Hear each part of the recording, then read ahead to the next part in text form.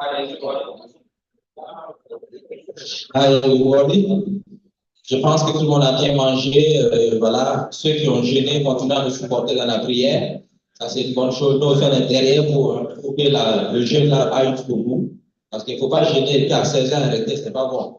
On va soutenir jusqu'à ce que les gens aillent au bout. 18h10 pour couper le carême. Je pense que tout le monde a bien mangé. Voilà. Ceux qui ont jeûné continuent à nous supporter dans la prière. C'est une bonne chose. Parce qu'il ne faut pas jeûner à 16 ans, ce n'est pas bon. On va soutenir jusqu'à ce que les gens aillent au bout. 18h10 pour couper le carême. C'est une bonne chose. Je pense que tout le monde a bien mangé. Voilà. Ceux qui ont jeûné continuent à nous supporter dans la prière. C'est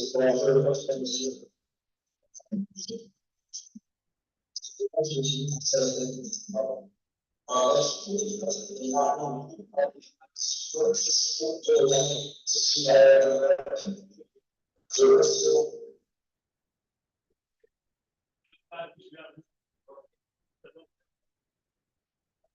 Hi, Tim. Are you online?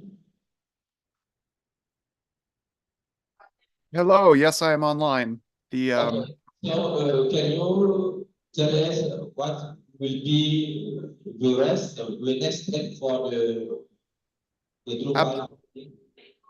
Absolutely. So we will have a few more presentations today on a couple of subjects. So we'll dive into some of the details of what you have seen so far, including once we have content on an example website, we'll look at organizing the navigation. We'll look at menus and taxonomy to understand menu and taxonomy structure. We're going to look at first some of the global settings. So some more information just about configuring your site information, user management, image styles, things like that. And then we will talk about layout and sort of design of content with regions and blocks. And then I'll talk briefly about modules. Given the time we have, we'll see how far that I can get with that content. And then if we have time, we'll go to the introduction to views video. We'll probably skip the themes video for today, but it'll be available for folks to view after the fact, since I don't think we will have enough time, but we'll see how it goes.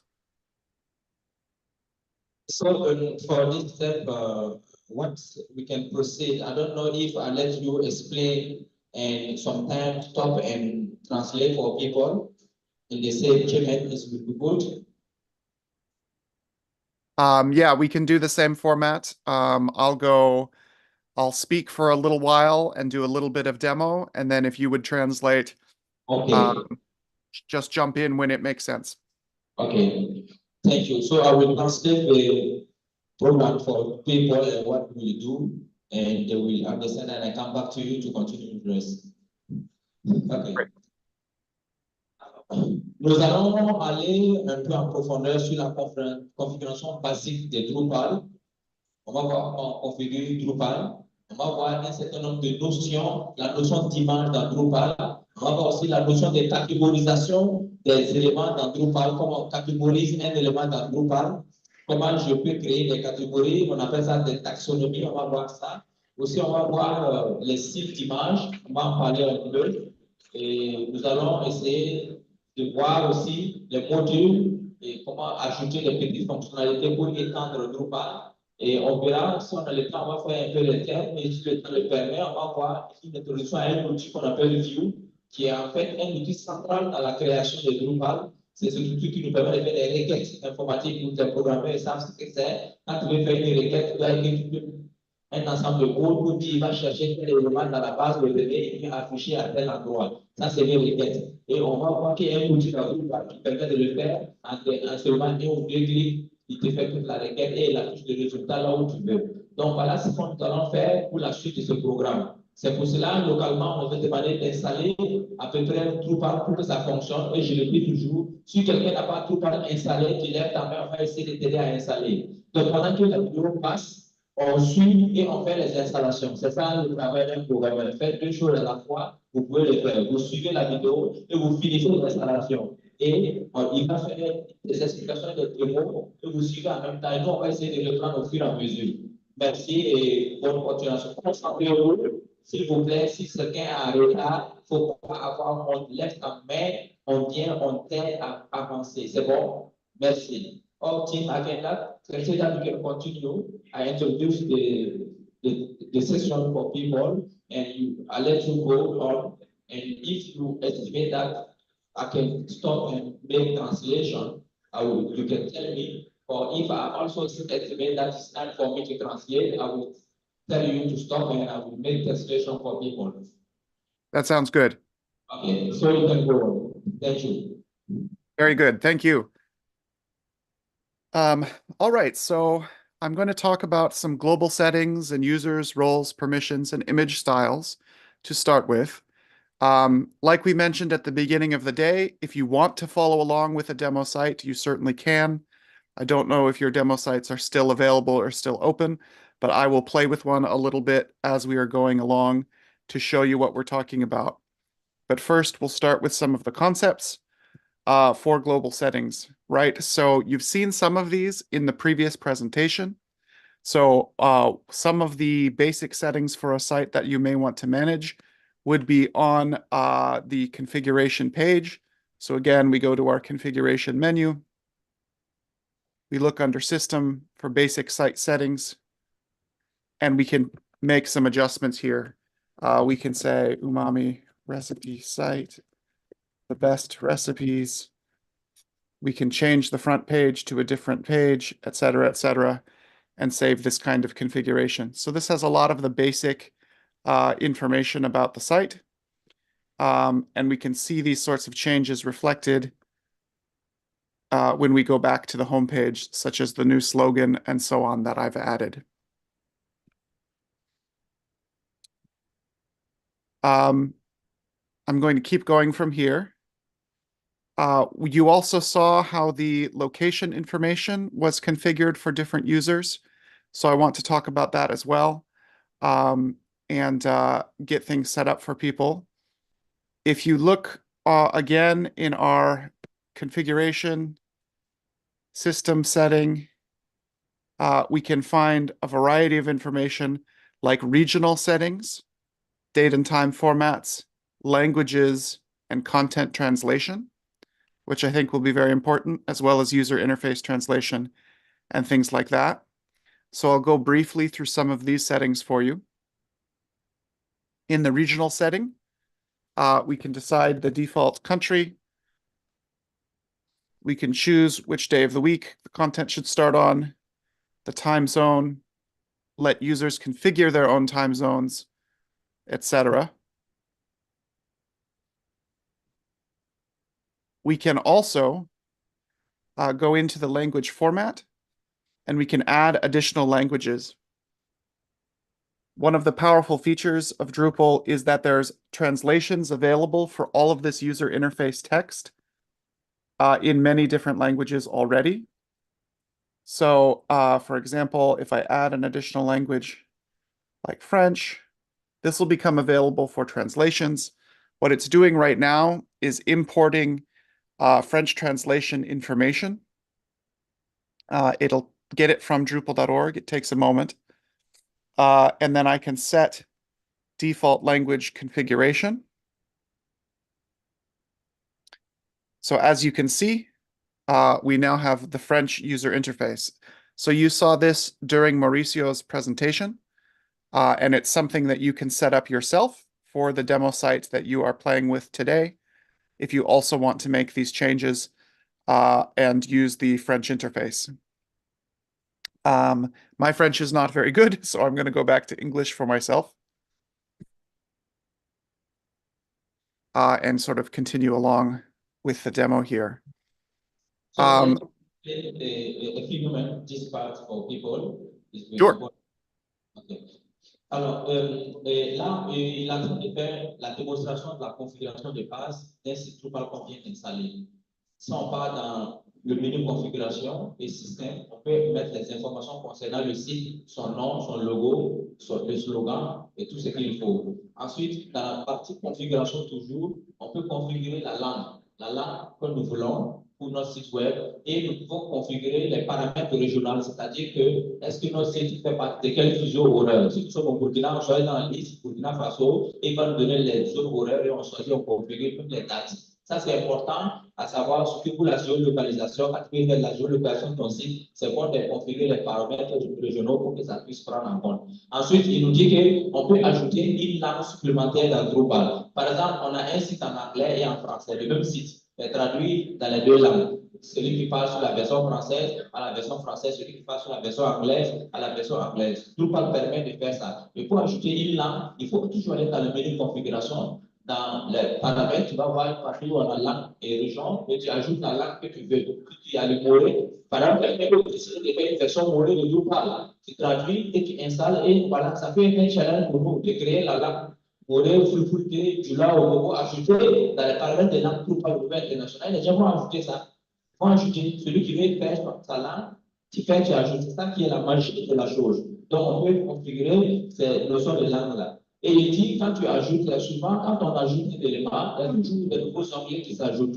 On va y arriver. Donc, c'est cette partie que je voulais stopper pour vous expliquer. On peut configurer un site, mettre les paramètres généraux, configurer la langue, ajouter de la langue, modifier, configurer le temps et l'heure. C'est bon? Voilà. Du coup, OK.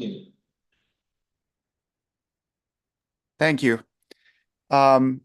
So in addition to having this interface that allows you to add one or more languages in which you want to use the the backend interface of Drupal for the administration, you can also then take these settings,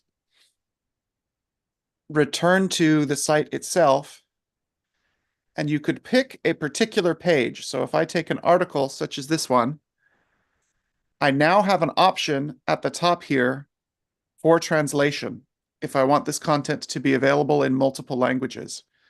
So I can go to translate and I can see that there is multiple options already. For example, here is the page in English. Here is the page in Spanish. And if I would like a French translation, I can add one. Content translation is not automatic. You need to add it yourself. So I would have to translate into French, which again, I do not personally speak, but I can make these changes, save these changes, and now I have multiple translation options, right? I can switch between the English version, a Spanish version, and a French version, not just of the backend interface, but also of the front page content of the website. Shall I pause there for? Please, let me explain this part. Mm-hmm. Et il a parlé de l'ajout de la langue. Quand on ajoute une langue, c'est pour bien sûr créer plusieurs versions du même article en plusieurs langues. Mais il souligne que cette traduction n'est pas une traduction automatique. Parce que beaucoup de gens font l'erreur même dans la conception globale des sites web. Les gens pensent qu'on dit qu'un site est traduit automatiquement, c'est Google Translate là. Tu actives et puis il traduit automatiquement. Ce n'est pas comme ça. Une bonne traduction d'un site, ça veut dire qu'on a des gens qui écrivent l'article en français, l'article est écrit en anglais, l'article est écrit en espagnol, autant de versions et autant d'articles. Mais seulement dans la configuration de Drupal, on peut prendre un article, ajouter plusieurs types de transcription de l'article en français et en anglais, mais ça ne se fait pas automatiquement. C'est toi qui dois ajouter ton contenu et traduire en fait. Vous voyez un peu, c'est ce qu'il est en train d'expliquer. Voilà. Maintenant, si par le futur, dans le futur, tu arrives à trouver un logiciel qui peut faire la traduction automatique et puis ajouter, ça n'en dépend que de toi. Mais la bonne traduction, généralement, c'est que dans les institutions telles que l'OAS ou l'UMOA, tu vas trouver qu'il y a des spécialistes en fait. Quand on écrit un article, comme il y a plusieurs langues que les gens parlent, on écrit l'article dans toutes les langues et sur le site, on publie. Mais maintenant, Drupal est fort, il regroupe les traductions de même article ensemble. De toute sorte que tu peux changer de version de site. En fait, j'ai mis le numéro qui contient 3 traductions. Quand vous allez avancer, vous allez mieux comprendre cette notion. Allez dans d'autres points, autant de traductions, autant de nœuds. Alors que dans le cas de Drupal, quand on fait la traduction, c'est un seul prix de transport pour cette traduction. Et ça, on va le voir. Donc, on peut décider de traduire un seul article pour l'ensemble du site. C'est ça la force de Drupal. Et ça, pour faire la traduction, il faut ajouter les langues. Quand ton site a une seule langue, tu vas activer la traduction. Il faut au moins ajouter une deuxième langue pour pouvoir activer la traduction pour tes articles, tes pages, tout ce que tu veux. C'est bon? On va continuer. Est-ce que quelqu'un n'a pas encore fini d'installer Drupal? Lève la main, on va te voir et on va faire, dès qu'il va finir, on va faire une démo. Voilà, ici, on a besoin d'aide pour installer Drupal. Là aussi, levez bien vos mains et regardez les techniciens, regardez ceux qui ont levé les mains et venez les identifier devant pour les aider à installer Drupal. On va continuer. Hein? Venez les aider. Awesome. Thank you. One other small thing that I should mention as well, I forgot earlier, back on the configuration page, when we do look at languages, content translation, and other translation, when you add languages, there are more than 100 languages that are already available from the Drupal community, but you can also add additional languages that may not already exist. So, for example, if I wanted to add a language that is not on the list, like More or something like that, I can add a custom language as well. Now, obviously, again, it won't translate it for me, but it will add the option, and I could move forward with making additional translations as needed in my own custom language. So that gives us a lot of information and options about languages and language configuration. There are a few more pieces which I will mention very briefly. So content languages, you can say in your in the configuration which parts of various content should be translated and which ones should not. Perhaps these are content types like the ones discussed by Mauricio, and you can say, yes, this one should be translatable, or this one should default to French, but maybe this other one should be English, or maybe something else. And you can do that on a per content type basis as you might be making changes to the website, which I think is also just useful to know. Again, similarly, if you have translations of the actual backend user interface or the names of menus, you can come in here and add your own translations if something is not correct, or if you think you feel something needs to be different from what you see now. You can go ahead and make these changes so that it makes more sense for your local community or your local users. Okay. I'm going to change gears for a moment and talk a little bit more about users and roles and permissions. You saw some of... Let me translate a little bit and we can move on for using user role and permission. Okay. Alors, il a fini par ajouter juste une dernière précision. Et Drupal est très flexible. Vous avez vu, c'est ce que j'avais dit. Vous pouvez ajouter n'importe quelle langue, même si elle n'existe pas dans la liste, vous pouvez l'ajouter et puis les gens vont traduire. Qu'est-ce qui va se passer? Imagine par exemple, si je vais faire Drupal en Moré, je peux essayer en Moré, je peux le faire. Il suffit de voir quelqu'un qui fait la traduction en Moré, il traduit mes articles pour moi, et j'ajoute la traduction en Moré, et j'écris traduit en Moré, et ça marche. Et je viens, je mets les articles en Moré, et tout passe, ça charge de suivre les correspondances. C'est-à-dire que si j'ai l'article en français, je fais traduire l'article en Moré, et je crée la traduction Moré dans Drupal, et je publie la traduction Moré de l'article. Drupal se charge de gérer comment ça move. Donc, ça veut dire que vous pouvez le faire, mais c'est mieux d'avoir un traducteur pour traduire le texte pour vous. C'est bon? Et il est en train c'est de ça qu'il parlait. Et il dit, par exemple, pour ceux qui sont, il y en a qui sont allergiques à l'anglais, peut-être comme moi, mais bon, tu peux traduire toute l'interface de Drupal en français. Mais je vous assure que moi, je l'ai essayé, ça me fait. Parce que quand tu traduis l'interface Drupal en français, ça n'a plus la même connotation en anglais. Souvent, tu suis une vidéo en anglais, tu viens pour appliquer. Si ton interface est en français, je t'assure que c'est comme si tu n'as jamais parlé français. Je vous conseille pour le moment de travailler sur l'interface français pour vous familiariser, anglais pour vous familiariser avec, Et quand vous finissez, quand vous mettez ainsi le client final, vous traduisez son interface en français, vous lui donnez. C'est-à-dire que vous avez fini votre travail, vous mettez l'interface en français, vous donnez au client, là, il vous embête plus, vous passez à autre chose. Et ça a l'avantage que ça vous permet d'avoir accès à beaucoup de ressources en anglais et de continuer aussi à apprendre comment les correspondances en français. Ça peut aller. Voilà, donc maintenant, si ça c'est bon, il va parler maintenant des utilisateurs dans Drupal, de leur rôle et des permissions qu'on peut apporter aux utilisateurs. OK, let's move on. Wonderful, thank you. So Mauricio and Fran both spoke a little bit about users, roles, and permissions.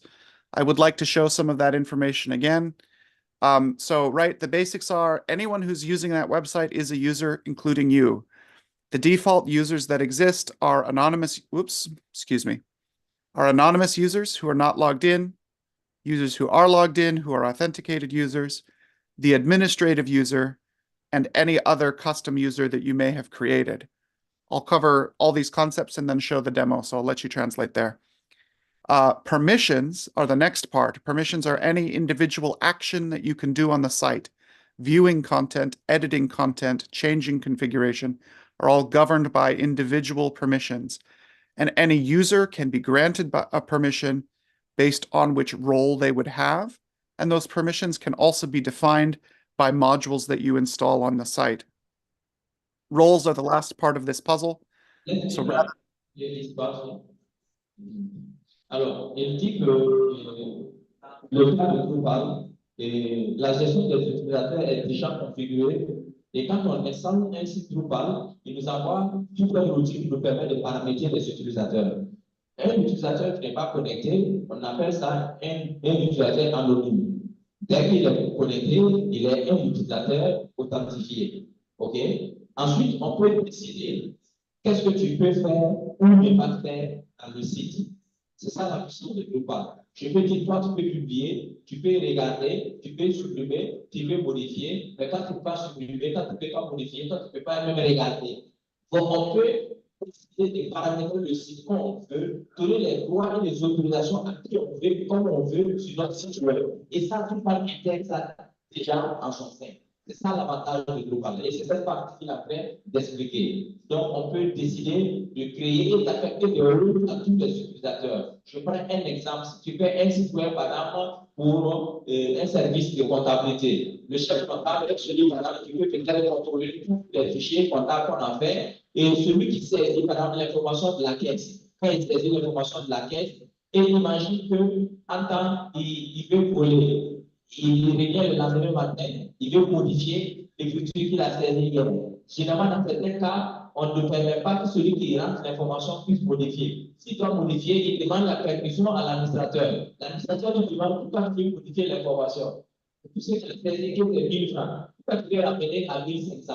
Non, c'est parce que je me suis trompé. Où est la pièce qui justifie que tu t'es trompé? Si c'est bon, on le fait maintenant à modifier. Sinon, c'est parti. Mais imaginez au fait, dans l'autre sens, moi j'ai fait d'autres données, et attends, le patron, derrière moi, modifie les données. J'ai enregistré 5 000 francs pour l'achat de carburant, il met que 10 000 francs pour l'achat de carburant. À la fin du mois, on fait la comptabilité, on se rend compte qu'il y a un écart de 100 000 francs pour le carburant, on demande qui a modifié. On dit non, c'est seulement qui a saisi. Mais une fois que quelqu'un ne sait pas qui a modifié et quand il a fait, par exemple, type de choses, un contrôleur ne peut pas modifier ce que un technicien, par exemple, a enregistré. S'il veut modifier, il va dire au technicien pour le modifier. C'est pas une question de que c'est 5 000 francs. Toi, le patron, tu veux modifier pour lui dire que c'est 10 000 francs. Donc, dis-moi la raison. Pour que les gens au courant, je pense qu'il y a un contrôle, c'est moi qu'on prend. Vous faites un peu de permission dans Drupal, qu'est-ce que ça permet de faire? Et c'est ce qu'il a d'expliquer. Donc, j'anticipe un peu pour vous donner une vision globale des utilisateurs et des thèmes. La permission, ça veut dire que qu'est-ce que tu peux faire sur le site et jusqu'où tu peux le faire. C'est ça que Drupal permet de configurer. Alors, vous pouvez nous en please. Okay. So the next piece of that puzzle is how do you bundle together or group sets of permissions into categories called roles. Again, we saw this in Mauricio's example where we defined an extra role and granted it a series of permissions that can be used that might be different from some of the defaults that are available. So I'm going to show this again on configuration. This time we go to the Manage and then People menu. And in fact, let me show the interface in French. So we go to Manage, Personas, and we can see a list of roles available. Now you can see, again, anonymous, authenticated, administrator, author, and editor in this case. I can add a custom role with a custom name of any kind that I please and make some changes. But if we look at one of these roles as an example, we can see what sorts of permissions the role might have. So there's a variety of things here. There's actually tons and tons of options based on all of the things that are configured on the site.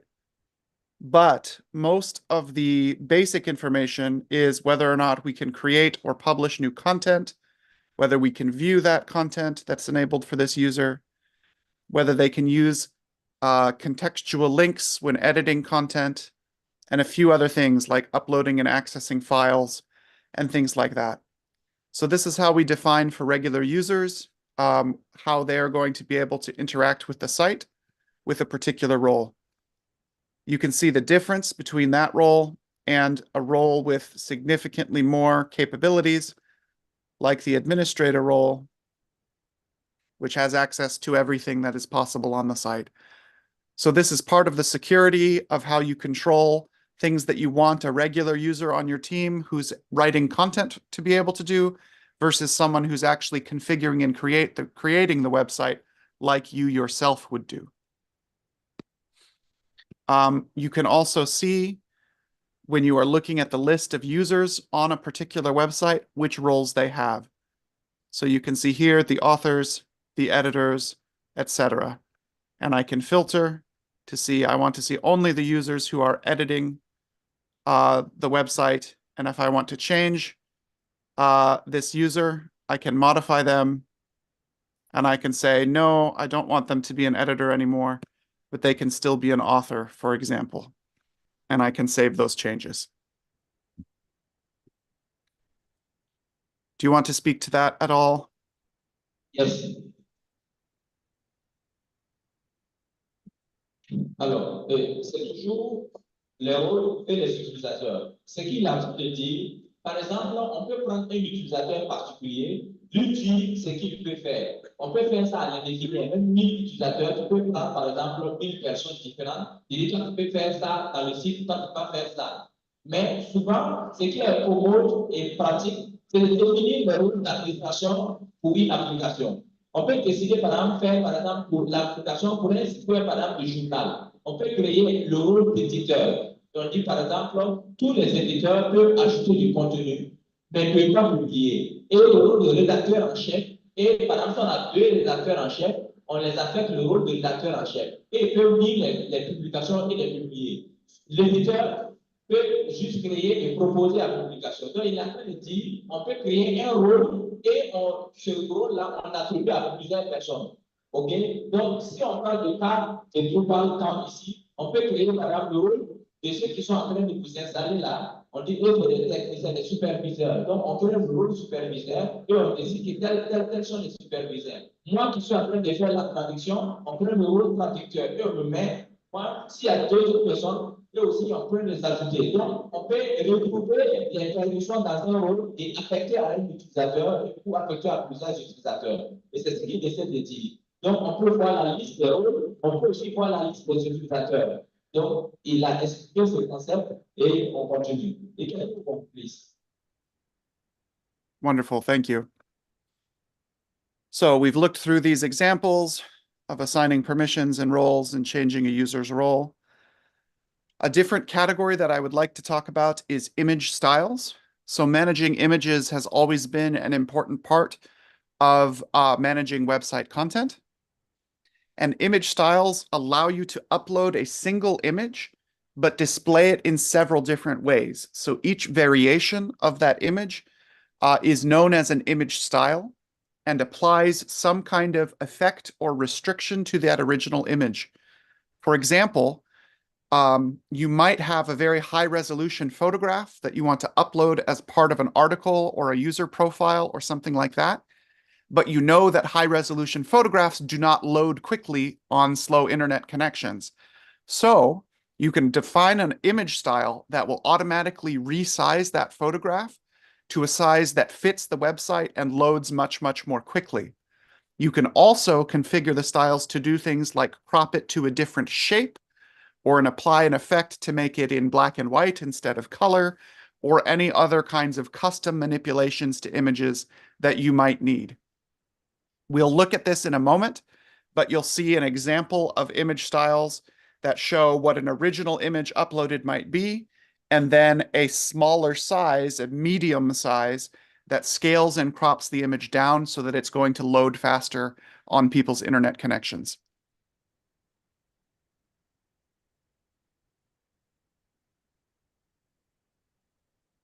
Hi, can I move on for the translation? Please, go ahead. Okay. Alors, on a fini les rôles et les permissions. Ça dépend d'un site ou pas. Après la configuration de base, le site, le nom du site, le logo, la langue, on configure. On peut maintenant définir les rôles et les permissions si on veut. Mais ce n'est pas un ordre préférentiel. Ce n'est pas parce qu'on voit les rôles maintenant qu'il faut franchement configurer les rôles au début. Souvent, même à la fin, on peut décider même de mieux configurer les rôles. Parce qu'au début, les gens ne savent pas qui va jouer quel rôle finalement quand tu commences un site. Voilà. Mais l'autre étape maintenant que nous sommes en train de voir, c'est le problème des images. Vous savez, ce problème des images crée des problèmes au niveau des développeurs. C'est-à-dire, finalement, quand on développe un site et que les gens veulent utiliser les images utilisent des images de différents formats. Donc, si tu ne fais pas attention, le gars va mettre une image de 1000 sur 1000, l'autre va mettre une image de 600 sur 600, l'autre va mettre une image de 3000 sur 5000. Donc, finalement, tu te trouves avec des images avec des formats différents. Donc, Drupal a créé ce qu'on appelle image style. Tu crées un type d'image pour un type d'image que tu veux. Exemple, tu peux décider, tous les utilisateurs, les photos seront de 500 sur 400. C'est un exemple. Donc, même si le gars met 1000, tu ne peux pas configurer ça en 500.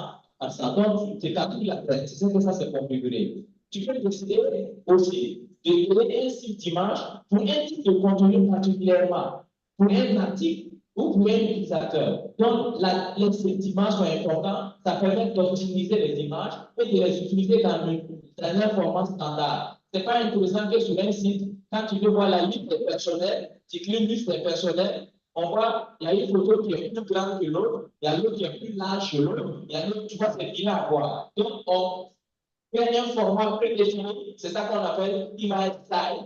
Et on dit, par exemple, tous les utilisateurs qui sont, par exemple, sur le site, auront l'image de 300 sur 250. Donc, quelle que soit la taille qu'il va mettre, Drupal va automatiquement aller créer le format en 300 sur 250 et il l'affiche et tu travailles correctement. C'est ce qu'il a de demander et je vais montrer où on peut le faire. Pour le faire, on va dans la configuration et on prend le style d'image et on continue. Okay, so as I've said, these image styles give you a variety of choices. So to take a look at this configuration, we find it under the configuration menu. We scroll down to the media section of the configuration page and look at image styles. Here you can see a variety of image styles that were predefined for this demo website. And these styles each have particular parameters. So for example, if I modify a given style, it says, if I am given an image that looks like this, it will produce an image that looks like this. In this case, it changes it to a 3:2 aspect ratio, cropping the size, and scaling it to specific dimensions. So this will move and scale to these dimensions. There's a few different kinds of styles defined here.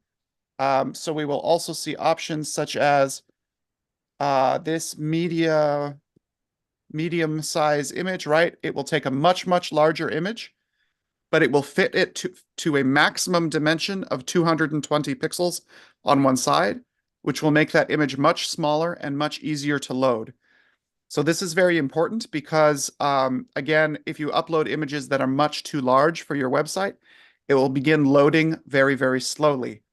So this is where these are created and managed in the image styles configuration. And you can make a new one of any kind that you might want and configure the parameters to do whatever fits the use case that you have. In particular, I want to show you how this works when you're an editor. So when you go into edit a page, you can see there's a media image mentioned here. Let me see if I can do this without. So, right, I can find a variety of media images and I can select one and I can insert. Now that image will be automatically applied to the image style that is on this content type. So the structure, if we find the content type in particular for the article, and we look for the media image, we can manage the media image and the allowed display. We can also find the media image rendered entity. And here, the view mode is one of these image styles that has been selected. So we find our image style. In this case, it says it wants it to be a responsive 3:2 image, which means it will resize it to be in a ratio of 3:2, no matter the size of your window. So if I go back to this article, we can see as I change the window size, it dynamically resizes to the appropriate size.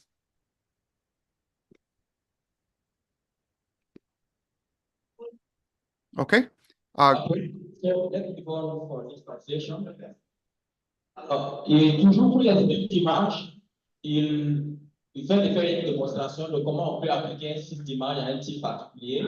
Et il y a un module important dans Drupal que peut-être on aura le temps de voir. On appelle ça le module média. En fait, quand on va parler des modules, il va montrer pourquoi on active ce module-là. Il faut l'activer. Et ce module média, en fait, permet de réutiliser une image dans Drupal. Dans les autres versions de Drupal, il n'y avait pas ce module. Donc, quand tu mettais une image sur le site, tu ne pouvais plus le réutiliser. Il fallait le mettre en gros de trop, il faut le mettre une copie pour trouver l'adresse exacte pour le remettre. Là, on a créé un module média qui permet de voir tous les médias et tu peux sélectionner le média que tu veux plus ajouter. Donc, quand tu as un type d'image, tu peux définir plusieurs formats. Et l'important de définir le format d'image, ça aide à accélérer le site, surtout dans notre pays où la connexion est lente. Si tu peux optimiser cette image à une certaine ton site s'applique facilement. Sinon, il y a des grandes images, alors que la connexion n'est pas bonne, ton site va ramer. Donc, nous voyons comment on peut créer des sites d'images, les affecter à des contenus, à des articles ou à des types de contenus et puis les gérer. Il faut voir.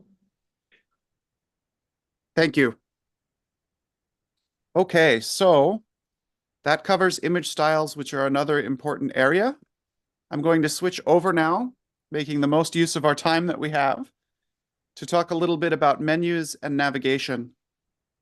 Give me 2 minutes. I will see where you are the demo, and I come back to you to continue for the explanation. Okay.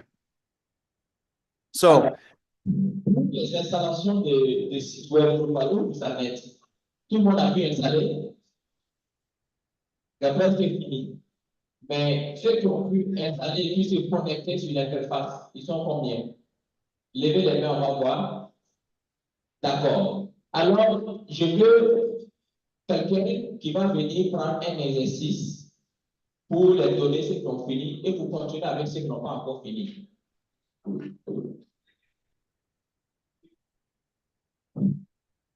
Oui, si quelqu'un a des problèmes, va lever la main. J'ai toujours dit, si tu n'es pas fini, tu lèves la main, on viendra. Donc, on va faire un exercice.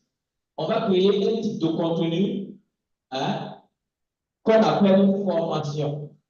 OK? Et prenez les feuilles et notez. Les instructeurs là, suivez-moi, au lieu de laisser derrière, suivez-moi. Prenez tous les instructeurs, notez ce que je suis en train de dire. Parce que je ne vais pas demander aux apprenants, c'est à vous que je vais demander compte. On va créer un type de contenu formation. OK? Et on va ajouter deux champs. La date, et puis on va ajouter un champ image.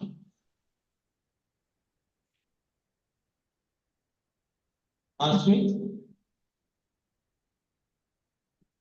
on va ajouter un champ site web. Donc, type de contenu formation, on va ajouter un champ image, un champ quoi, date, c'est ça, et un champ site web. Voilà l'exercice que vous allez faire.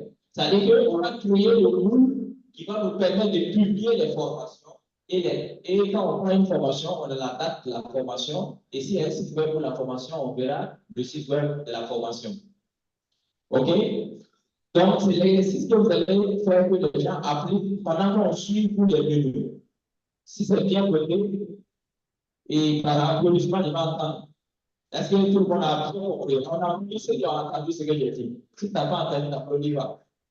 D'accord, les instructeurs, vous allez avec ça rapidement. Pour tous ceux qui ont fini d'installer, ils vont créer un type de contenu. Au niveau de la création de type de contenu, on va dans structure, content type, et vous mettez add content type. Et vous suivez les explications, ils vont ajouter les différents champs. Et voilà, quand vous finissez d'écrire le type de contenu, vous allez voir, vous allez voir un menu Save and Edit ou Save and HTML.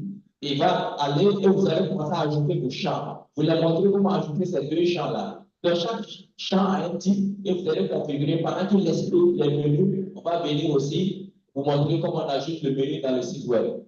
Merci bien. Thank you again. So I know we're moving very quickly through these topics to make the most of the time we still have left, but let's talk a little bit about menus on your site and how they would work together.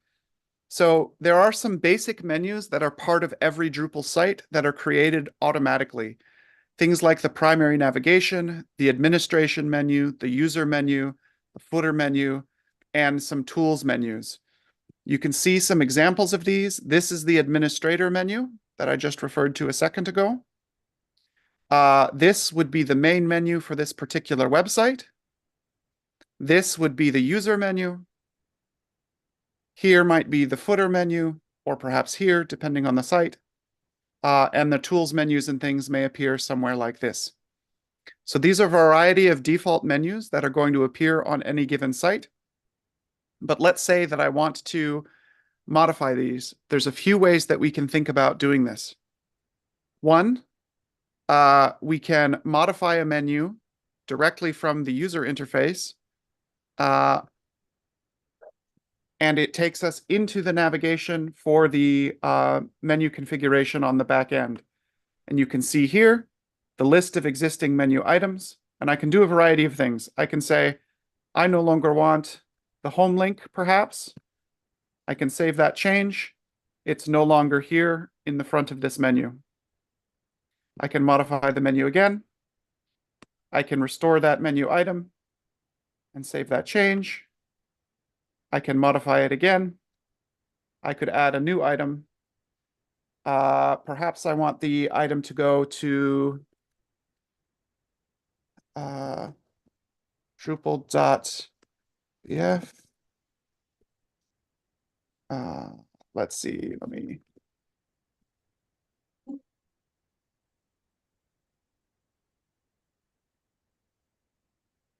I can choose where I would like it to appear, and I can give it a weight, which tells it where in the order it is. I'll show you this. Right now it has put it right here in my menu order. But if I modify this, of course, I can drag and drop this to a new location. And then I have my menu item. So that's the basics of menus, but then I'm going to show you how menus can be used automatically when new content is added so that menus can be updated. I'll pause here for translation first. Alors, la notion qu'il introduit, vous savez, quand il fait un site web, il faut bien que les gens puissent se déplacer dans ton site. Voilà, il ne peut pas imaginer les pages comme ça et puis taper l'adresse pour aller. Donc, tu mets un menu. Et dans Drupal, ce type de menu-là, il est très souple. On peut catégoriser comme les menus. On peut décider que ça, c'est le menu principal. C'est ce que généralement on voit en horizontal comme ça. On peut même décider comment faire un menu pour le haut de la page, un menu pour les bas des pages. On peut même créer un menu pour les outils qu'on utilise. Dans Drupal, tu peux créer un menu pour tout type de trucs, de choses que tu peux faire. Donc, généralement, ce qui nous intéresse, c'est le menu principal d'un site web. Il vient de faire une démonstration pour montrer qu'on peut créer un menu pour un site web qu'on est en train de faire. Et c'est ce qu'on va faire dans l'étape suivante. Quand vous allez finir de créer les types de contenu et publier des données, on va essayer de créer un menu. Donc, ce qu'il a de décrire, c'est le processus de création de menu, de comment on ajoute un élément de menu dans un menu. Il a fait un exemple du menu principal et c'est ça qu'on veut continuer à faire. Et quand tu crées le menu, quand tu rentres dans le menu principal, tu peux changer l'ordre des menus. Tu peux décider que tel menu vient avec tel menu passe en arrière ou en premier, tout ce que tu veux. Rien n'est figé dans Drupal, tout est souple. C'est un outil très puissant de modélisation. En fait, tu peux le faire sans même connaître des lignes de code en réalité. Et ça, tu peux faire un site hautement professionnel et sécurisé avec Drupal sans connaître une ligne de code. Tu n'as pas besoin d'aller bosser 50 000 codes pour venir faire un site avec Drupal. Mais si tu connais 50 000 codes, toi, tu seras encore un expert en Drupal. C'est ce que ça veut dire. Mais si tu ne connais pas le code, tu peux être très bon en Drupal, alors que quelqu'un qui connaît le code, il ne s'en sort pas en Drupal. C'est une question de volonté. Si tu veux aller loin, tu le fais. Voilà. Donc, le menu est important pour la navigation d'un site web et c'est ce processus qui vient de créer, de démontrer. Tu peux voir. Okay, very good. So that shows us sort of the basics of editing a menu manually. Again, I can do that anywhere I find a menu on the site, right? So I can modify other places where some information might appear and find some information. Not all of those are menus. Some of them are other kinds of blocks.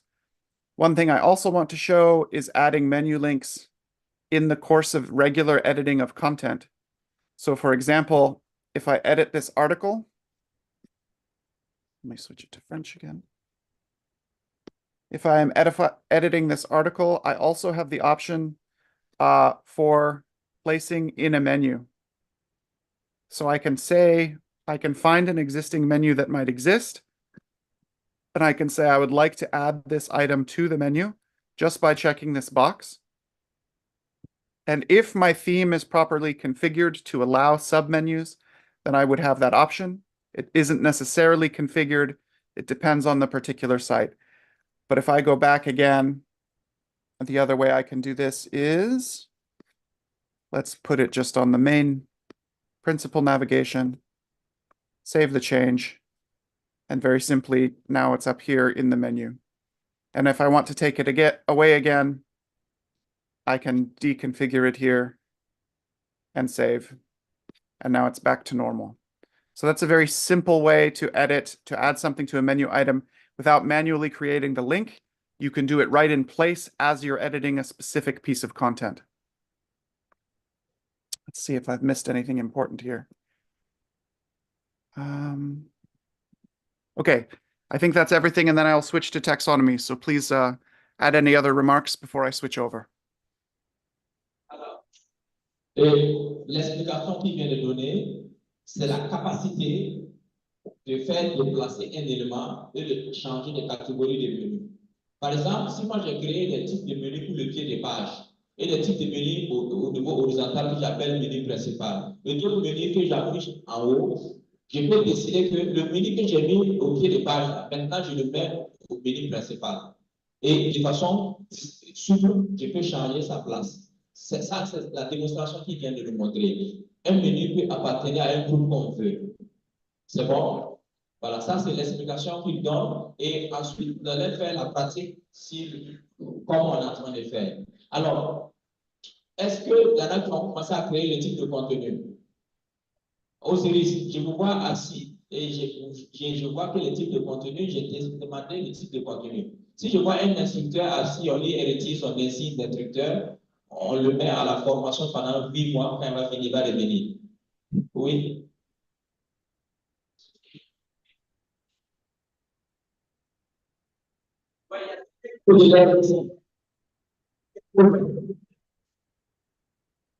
Okay.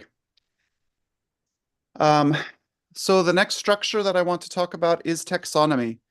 Taxonomy is the organizing principle to classify website content. So the most common example of taxonomy is tags that are categorizing posts. So again, if I go back to this example, you can see here, there's a set of tags, all of which are added to this particular article to represent the types of content that are in this article, right? Individual taxonomy entities are known as terms. So those are like an individual tag, such as dessert, is a tag as part of the larger taxonomy, and the whole set of terms together is known as a vocabulary. So we manage a taxonomy in order to manage the tags and things that are available on our piece of content. So first, if I go to modify this content, I'm going to find a section down here that has a variety of tags. And I could delete one of these tags to remove it from the list of navigation. So now there's no longer the dessert tag showing up here. If I click on one of these others, I can see all of the things that are in that particular category, such as all these vegetarian recipes and so on. And if I decide, no, I want to add it back to a taxonomy, I can go back here. I can start typing. It will find the taxonomy term that already exists and allow me to add it. So I'll let you translate, and then I will show how those taxonomies are managed in just a second. Okay, thank you. Alors, et nous introduisons maintenant la notion de catégorisation des données dans notre site web. Quand vous faites un site web, c'est toujours bien de regrouper les données par catégorie. Je prends un exemple, je prends deux exemples. Nous sommes sur un site de restaurant, par exemple. On peut créer une catégorie qu'on appelle sauce. On appelle ça taxonomie. Drupal dit taxonomie. Catégorie ou taxonomie. C'est juste une question de langage. Familiarisez-vous avec ça. Quand vous entendez taxonomie dans Drupal, ça veut dire catégorie. C'est bon? Voilà. Le vocabulaire, c'est le groupe de taxonomie qui va servir. Ça sera clair au fur et à mesure. Par exemple, je crée une taxonomie sauce. C'est-à-dire un vocabulaire sauce qui est le grand vocabulaire. Et à l'intérieur, je mets les sous-catégories de sauce tomate, sauce arachide, sauce dame, sauce sésame. Vous voyez? Et ça, c'est mon vocabulaire sauce que j'ai créé ou ma catégorie sauce avec les sous-ensembles. Et je prends ça, je joins à un article. Il me permet donc de choisir et un plat. Par exemple, si je mets un plat, je peux dire c'est quelle sauce qui accompagne le plat. Ouais. Donc, ça, c'est la notion de taxonomie. C'est pour catégoriser les données de notre site web.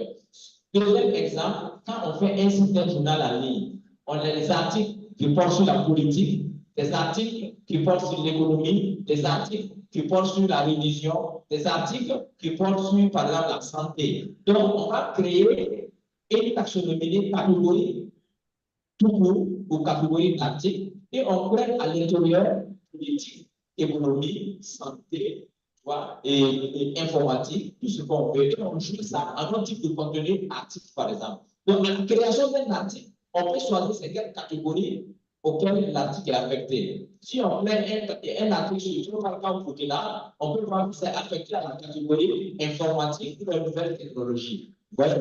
Si c'est un article sur la politique, on met la catégorie politique. C'est ce qu'il a dit. La taxonomie dans Drupal, c'est pour organiser leur contenu, pour que les gens viennent, pour pouvoir mieux naviguer sur le site. Quand vous partez sur le façon.net, vous allez voir que les articles sont bien catégorisés. C'est ça la taxonomie. Et ça s'organise techniquement au niveau de la taxonomie. You can move on. Thank you very much. Okay, so if we want to manage this taxonomy from a structural point of view, from the configuration point of view, we go to the administrative menu for structure and then for taxonomy. And we can see a variety of options, right? We can see recipe categories and tags, and we can list the terms that may already exist in each kind. So desserts, main courses, snacks, or starters. We could add a new option. This could be sauces. So we go ahead and add the sauce taxonomy term to our structure. And now if we look at the recipe category, we now have a sauces section that is available. And if we went back to our content, it's very simple. If we were to edit our content and go into our tags, we can now add sauces. And that is available. And we can see any other content that has been tagged with sauces. Now, something that is important about this, right? If I go to a new, let's go back to the homepage actually, and let's pick this borscht, right? It's listed as a soup. I can edit this as well again. I know it's defaulting to English. There we go. And I can again say, hey, it is part of sauces.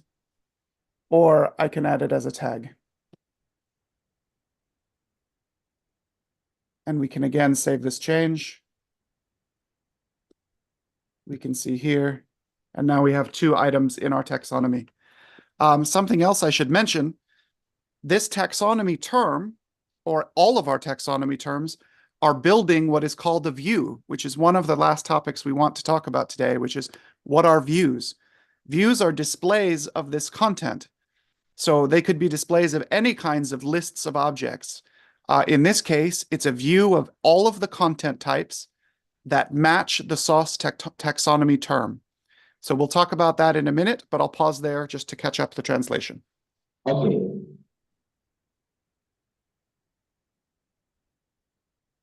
Can you move with translation or you want to continue? Would you like to translate what I have so far, or shall I continue? Okay. Alors, il est en train d'expliquer la notion de l'importance de la catégorisation des données d'un site web.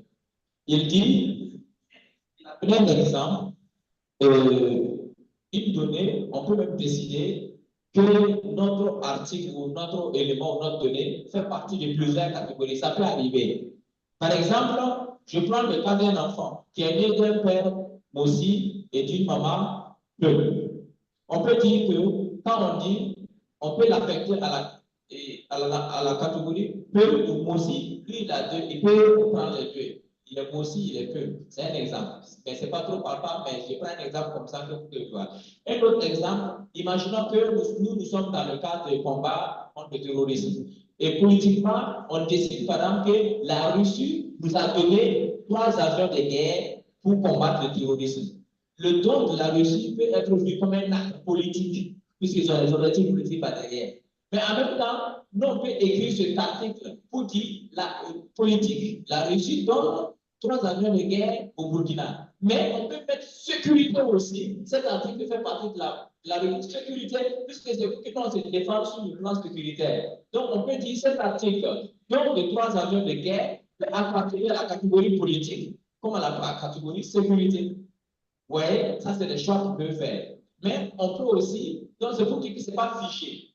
Mais finalement, quand c'est une catégorie, c'est très rare que ça soit partie d'une deuxième catégorie. Ça arrive rarement, mais il explique que ça peut arriver. Et ensuite, il parle et dit que la notion de catégorie, ça va nous permettre d'anticiper, de comprendre la notion de vue dans Drupal. En fait, quand on clique sur politique et qu'on affiche tous les articles qui sont liés à la politique, en fait, c'est le view qui permet de faire ça. Ça veut dire que c'est une requête, c'est une vue de tous les articles qui ont la catégorie politique.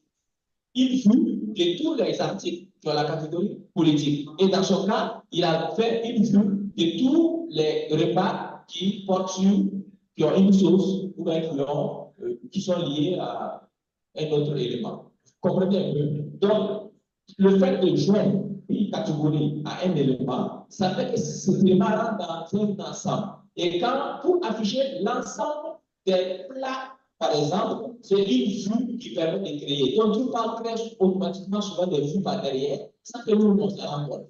Donc, nous aussi, on pourra créer une même vue. Et c'est ça qu'il a expliqué. Donc, la catégorisation permet de regrouper les éléments par catégorie pour pouvoir les visualiser. Exemple, on veut voir les femmes qui se sont inscrites dans Drupal. Si on a Drupal, catégorie femme ou sexe femme ou masculin, ou sexe féminin ou masculin. Donc là, au moins, tu es inscrit, par exemple, sur Drupal, sur le formulaire, on avait mis par exemple sexe, le gars choisit féminin ou masculin. Nous, à la fin, on pourrait dire on a 50 femmes inscrites, 100 femmes et 100 hommes inscrits. Vous voyez que la catégorisation, c'est ce que ça fait. Et c'est ça qu'on appelle la taxonomie. Et Drupal crée des chiffres derrière pour gérer ça. Donc, c'est ce qu'il a fait d'expliquer. Tout est content. Okay, wonderful.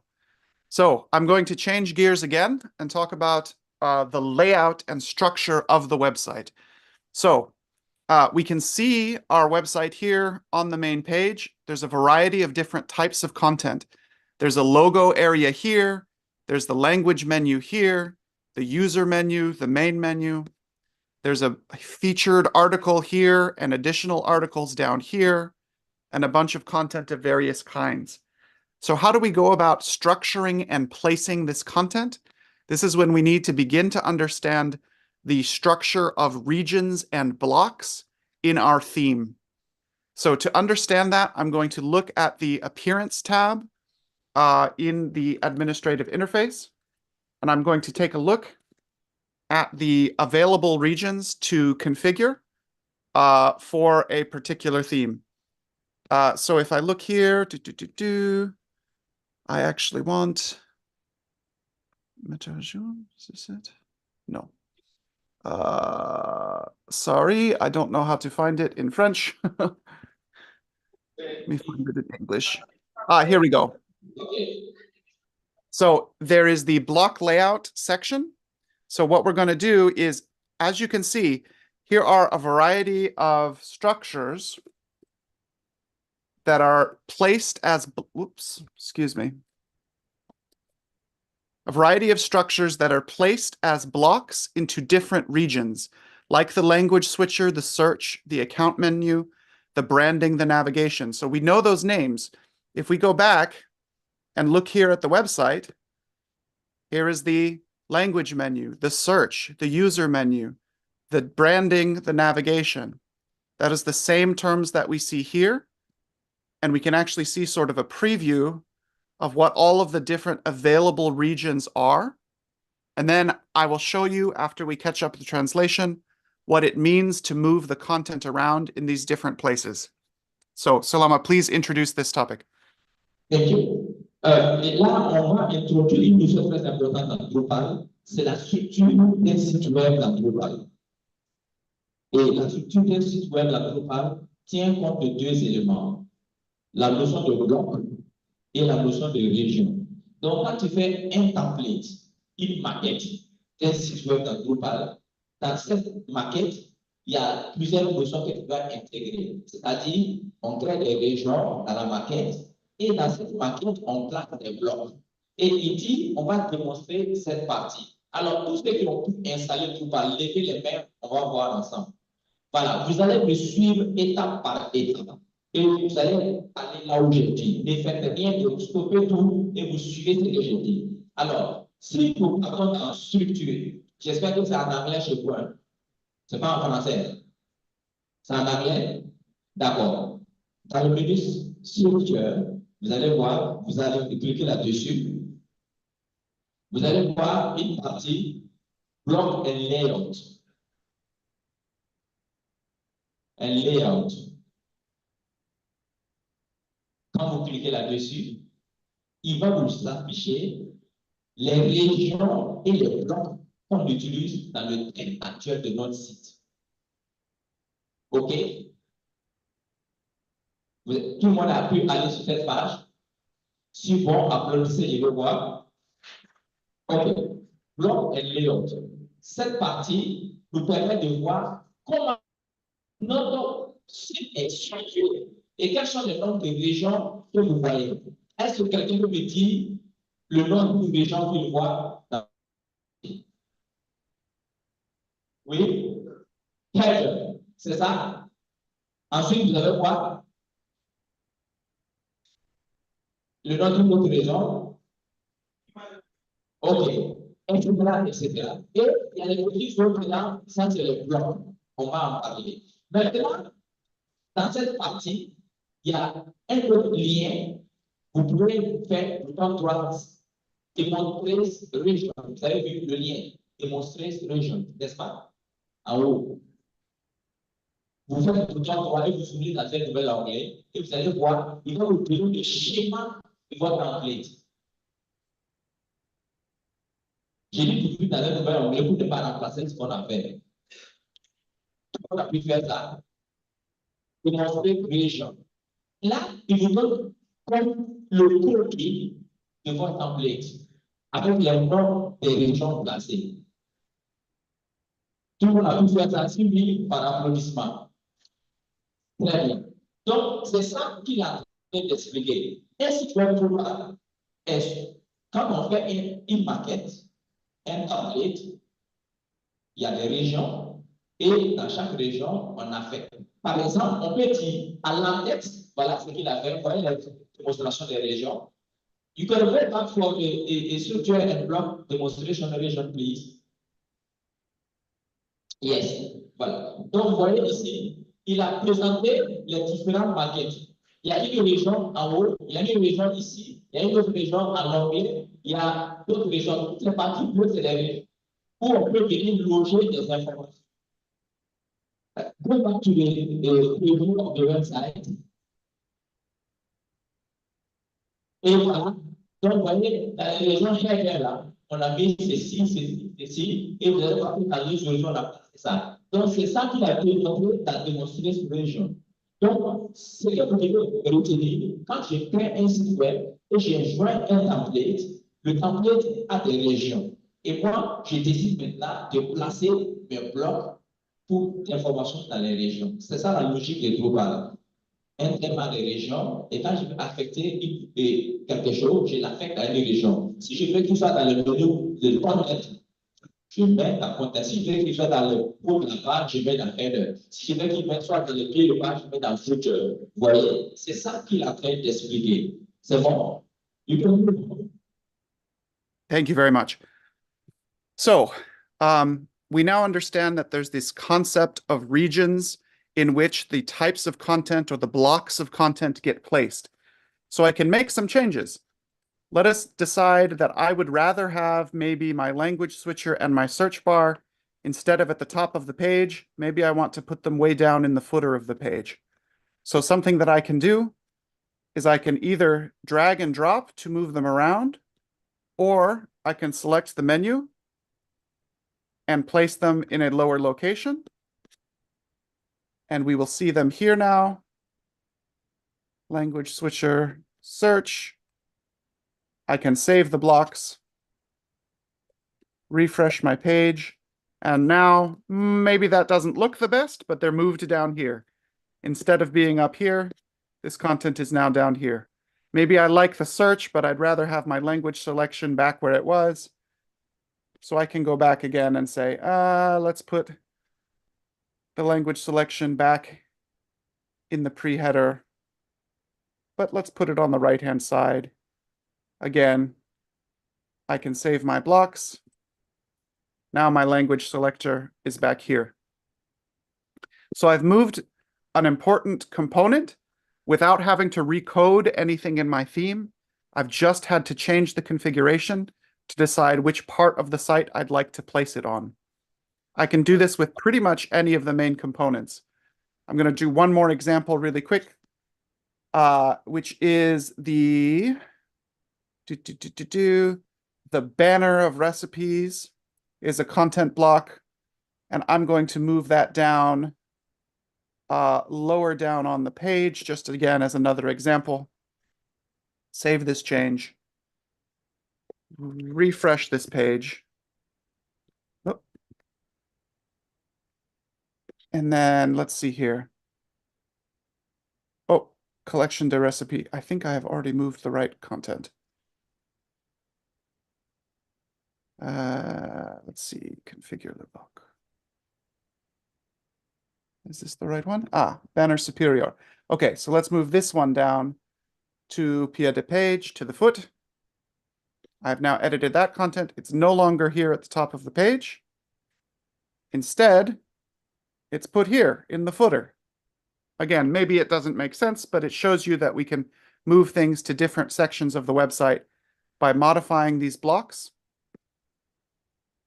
and placing them in different, excuse me, by configuring these blocks and placing them in different regions.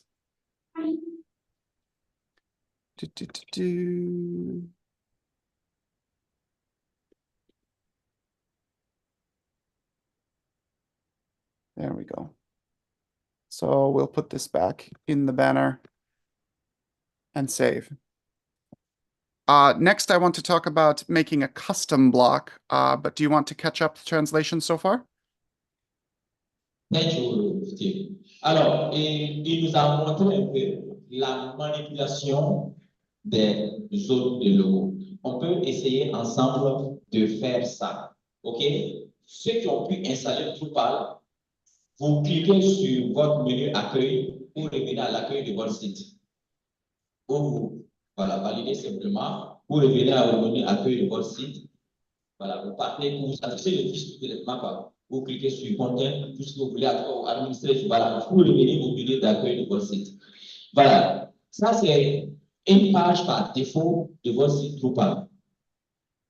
Maintenant, vous avez vu le menu principal. Il y a Home, et puis il y a plein d'autres choses. N'est-ce pas? Vous avez le menu principal. Alors, vous partez, il a montré qu'on peut changer les éléments de place. Par exemple, le bouton, la loupe qui fait la recherche. Vous avez vu la loupe. Tout le monde voit la loupe. Si vous voulez applaudissez sur le site. Voilà. On va déplacer la loupe là, mettre ça ailleurs. C'est ça la manipulation des régions.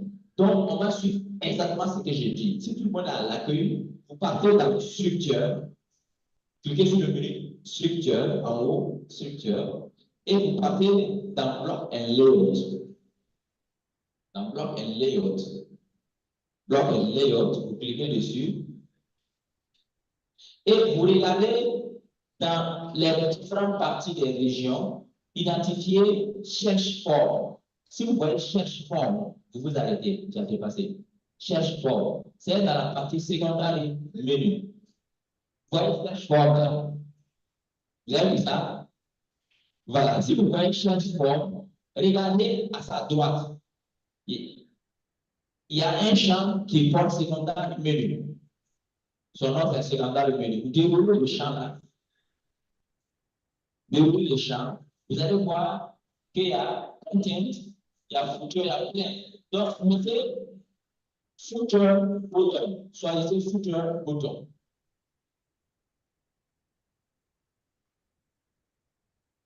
Tout le monde suit.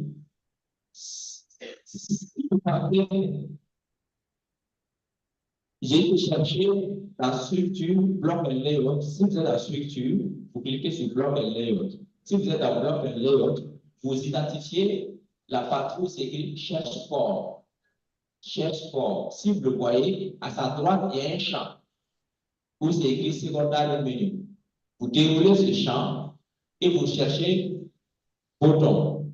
Et quoi? Le menu qui est en bas. C'est où tu veux voir? Je donne le nom exact. Voilà. Footer bouton. Vous choisissez footer bouton. Et vous descendez carrément vers le bas maintenant. Vous cliquez sur Save Block. Cliquez sur Save Block.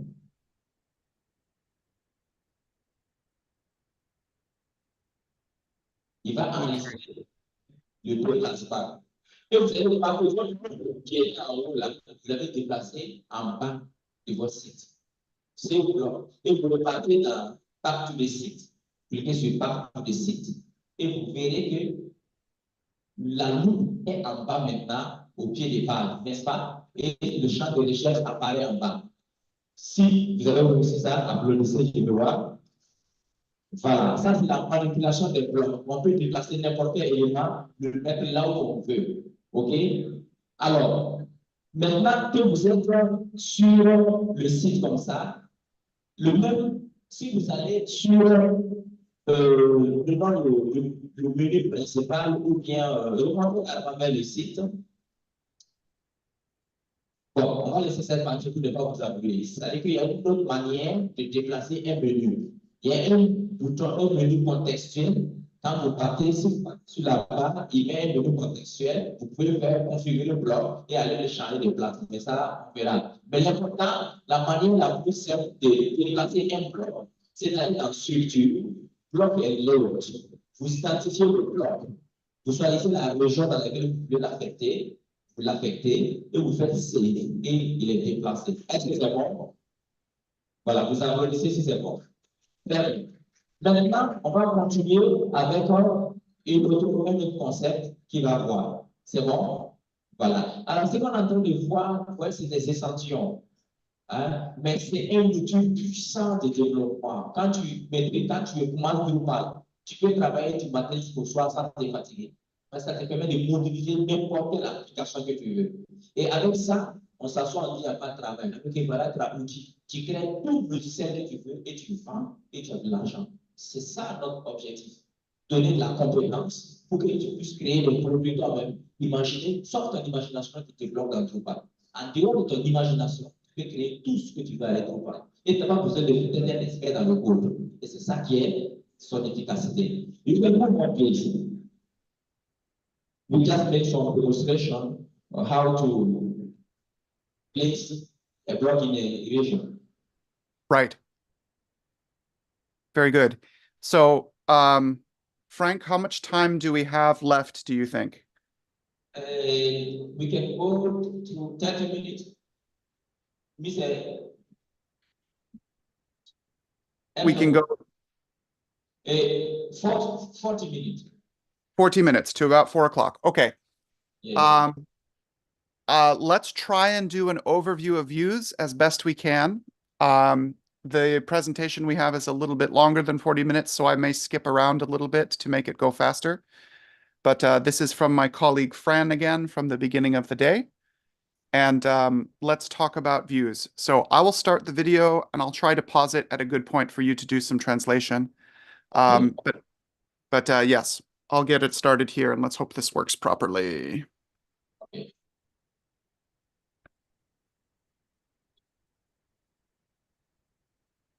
Hello, everybody. I hope that the camp is going really well. Pendant ce temps, vous continuez à créer les types de contenu. Si vous avez fini de créer les types de contenu, vous publiez 2 contenus. Formation Drupal 2024 et formation Drupal 2025. Ça, c'est l'exercice que vous continuez pendant que vous suivez Vue. Après, vous allez comprendre pourquoi j'ai dit de faire ça. Donc, les instructeurs, tous ceux qui sont en train de créer des types de contenu formation, vous associez les champs, continuez, ça c'est l'exercice qu'il faut finir. Ensuite, on va publier 2 formations. Formation Drupal 2024, formation Drupal 2025. Et après, on va faire View, faire un select, afficher le tout dans un menu formation. Donc, voilà le but de l'exercice. Donc, vous devez continuer ça. Et on va suivre la vidéo sur View. Et Tim va ensuite vous traduire. Et moi, je vais les instruire. Et moi, je vais traduire. Tim, you can move on.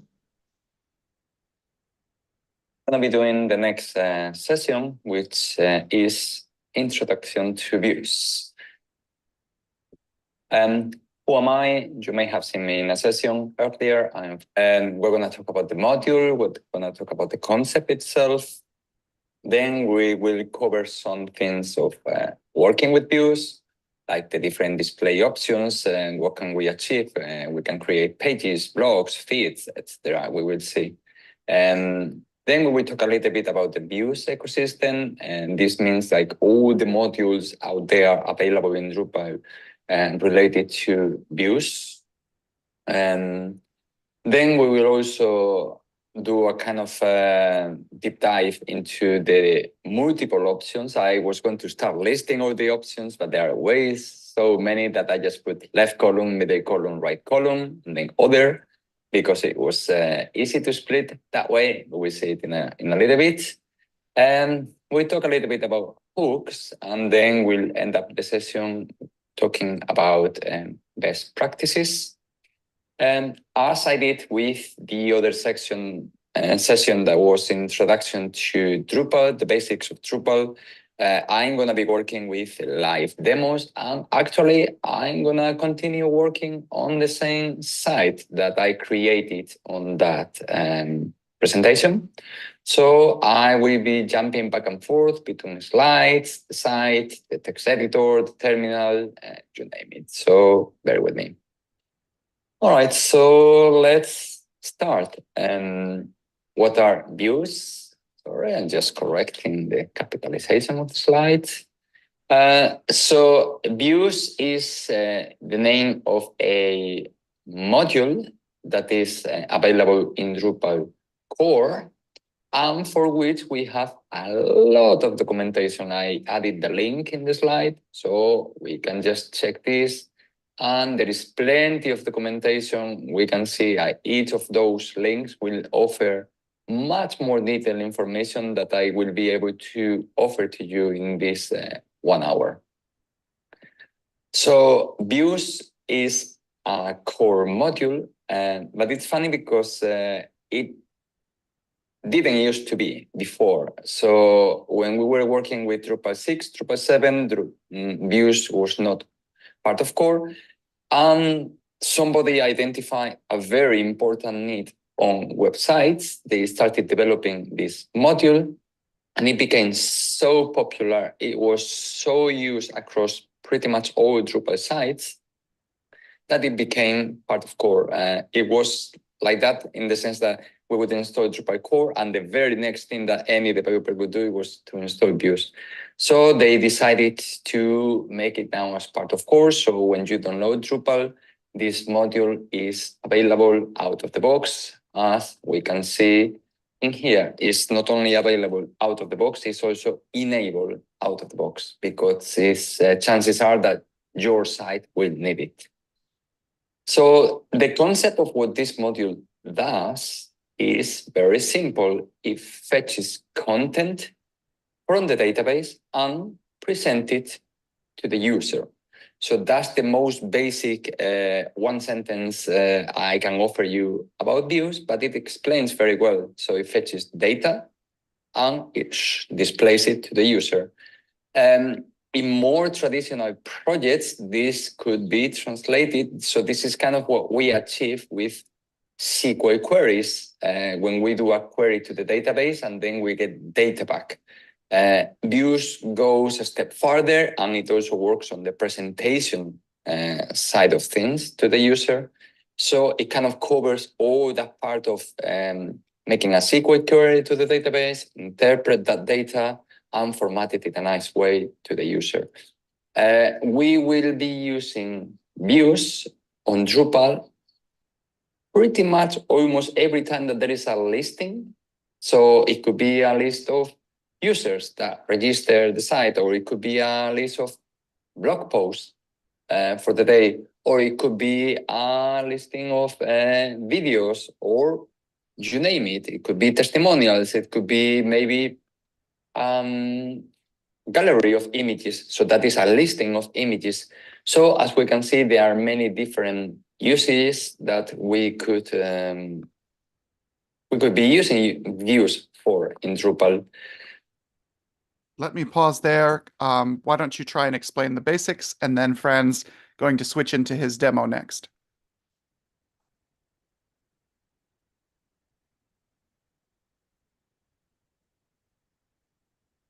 Will that work, Frank, or shall I keep going?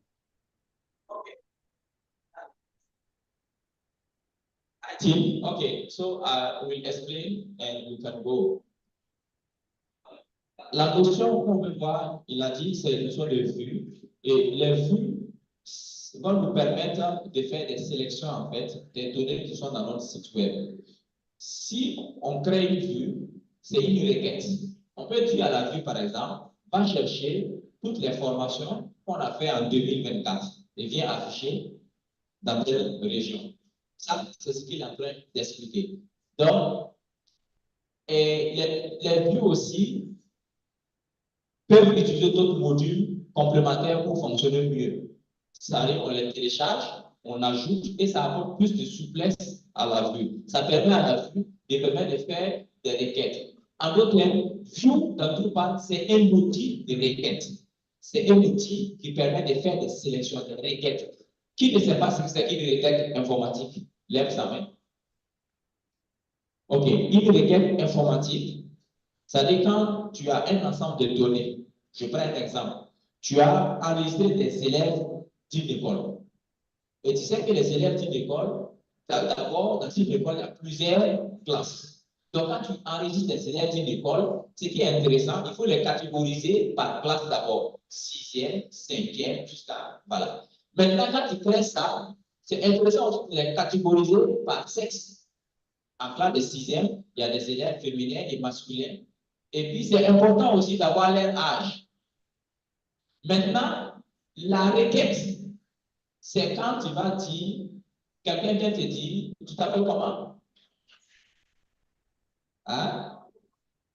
Savadogo? Voilà, on dit, Monsieur Savadogo, donne-nous la liste des élèves de 6e qui sont de sexe masculin. Donc, il faut faire une requête.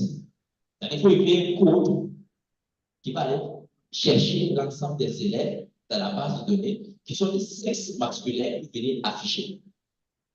C'est ça qu'on appelle une requête. Mais View, c'est ce qu'il fait dans Drupal. View, c'est un outil qui fait des requêtes. Il récupère et en même temps, il te permet de positionner pour que les gens puissent voir. C'est ce qu'on appelle View, en anglais, c'est voir, visualiser. Donc, View est un outil de requête. Nous allons voir.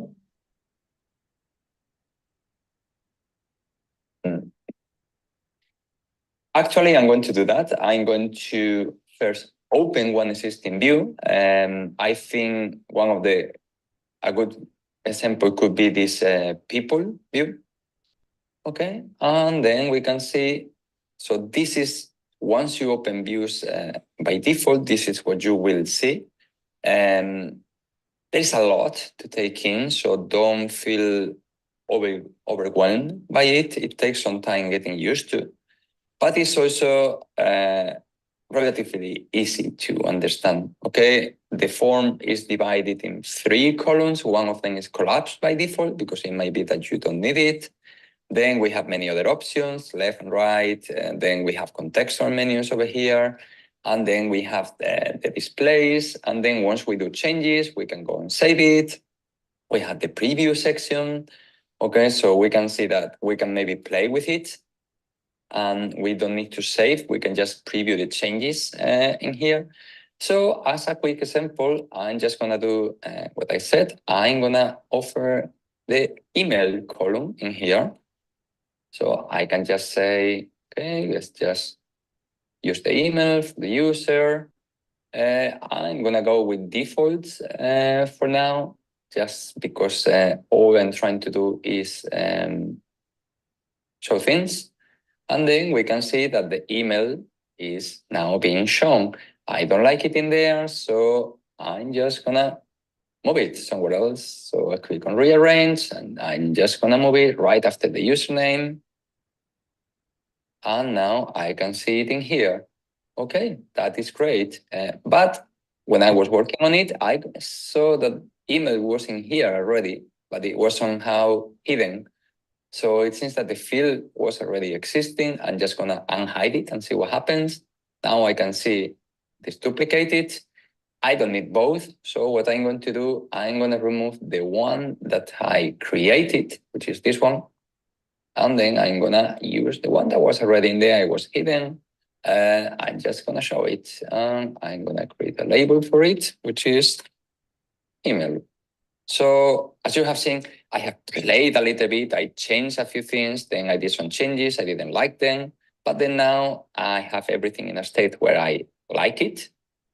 If I open a new tab and open this, the people's listing, I can see that the changes are not saved. So the changes only exist in here, and I have not changed them yet. That's why it says that in here. So I can just go ahead and save it. So once I've done that, I can go now to the people listing page, and we can see that email is in here. So that was easy to change the way that Drupal is offering a listing already. Obviously, this was an existing view.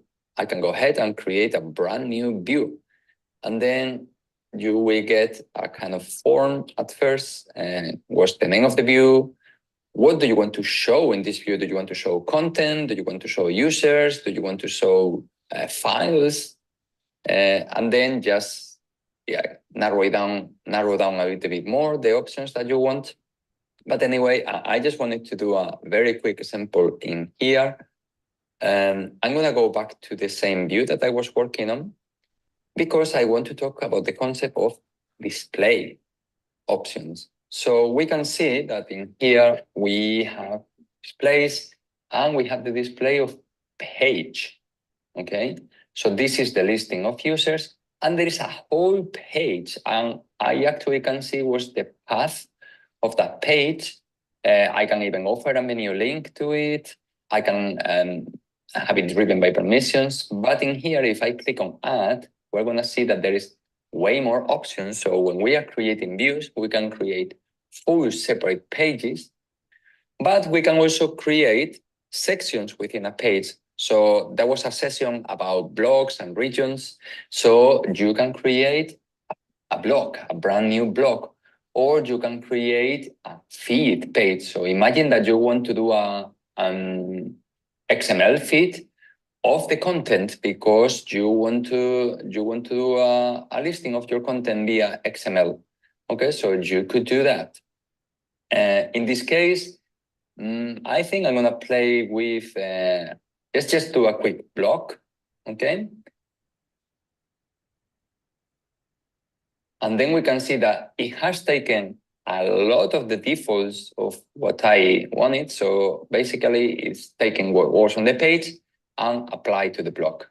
In this case, I don't think I need, for the purpose of this block, I'm just gonna have usernames listed. Like I want a listing of all the users of my site. So I don't need all these many fields. So I can just go ahead and remove all the things that I don't need.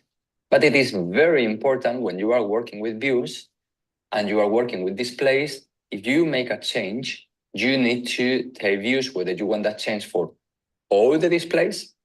So if I were to hit save and do all displays, then those changes that I just did will apply to the new block and to the page. In this case, I only want these changes for the block and only the block.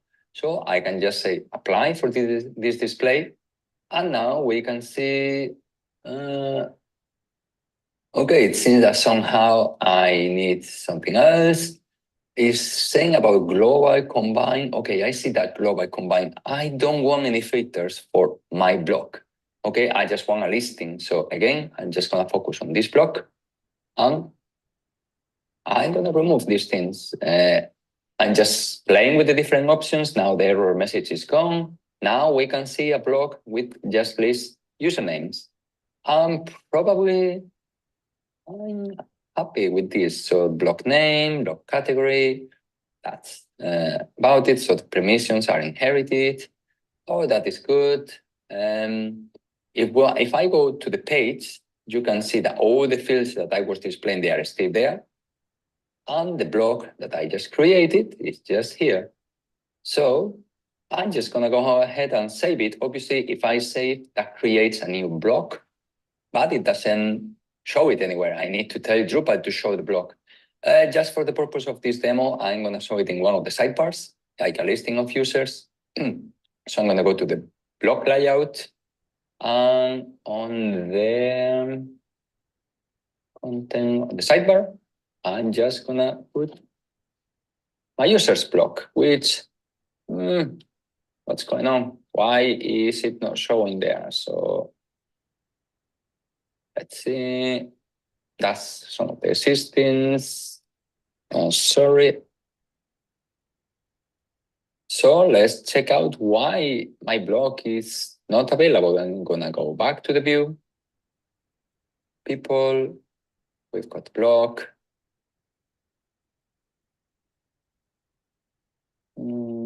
This is the things of doing things in real life, but I'm pretty sure that I've done everything as I should. Block is in there. I've got the right permissions for it. So let me go back to block. Let's just in sidebar. Okay, sorry, it was called people. It wasn't called users. So totally my bad. I should know how I name things. So in this case, yes, just use this block, which is the one that we created. And it's on the sidebar. We're going to display the title. No further restrictions. Let's just go ahead with the defaults.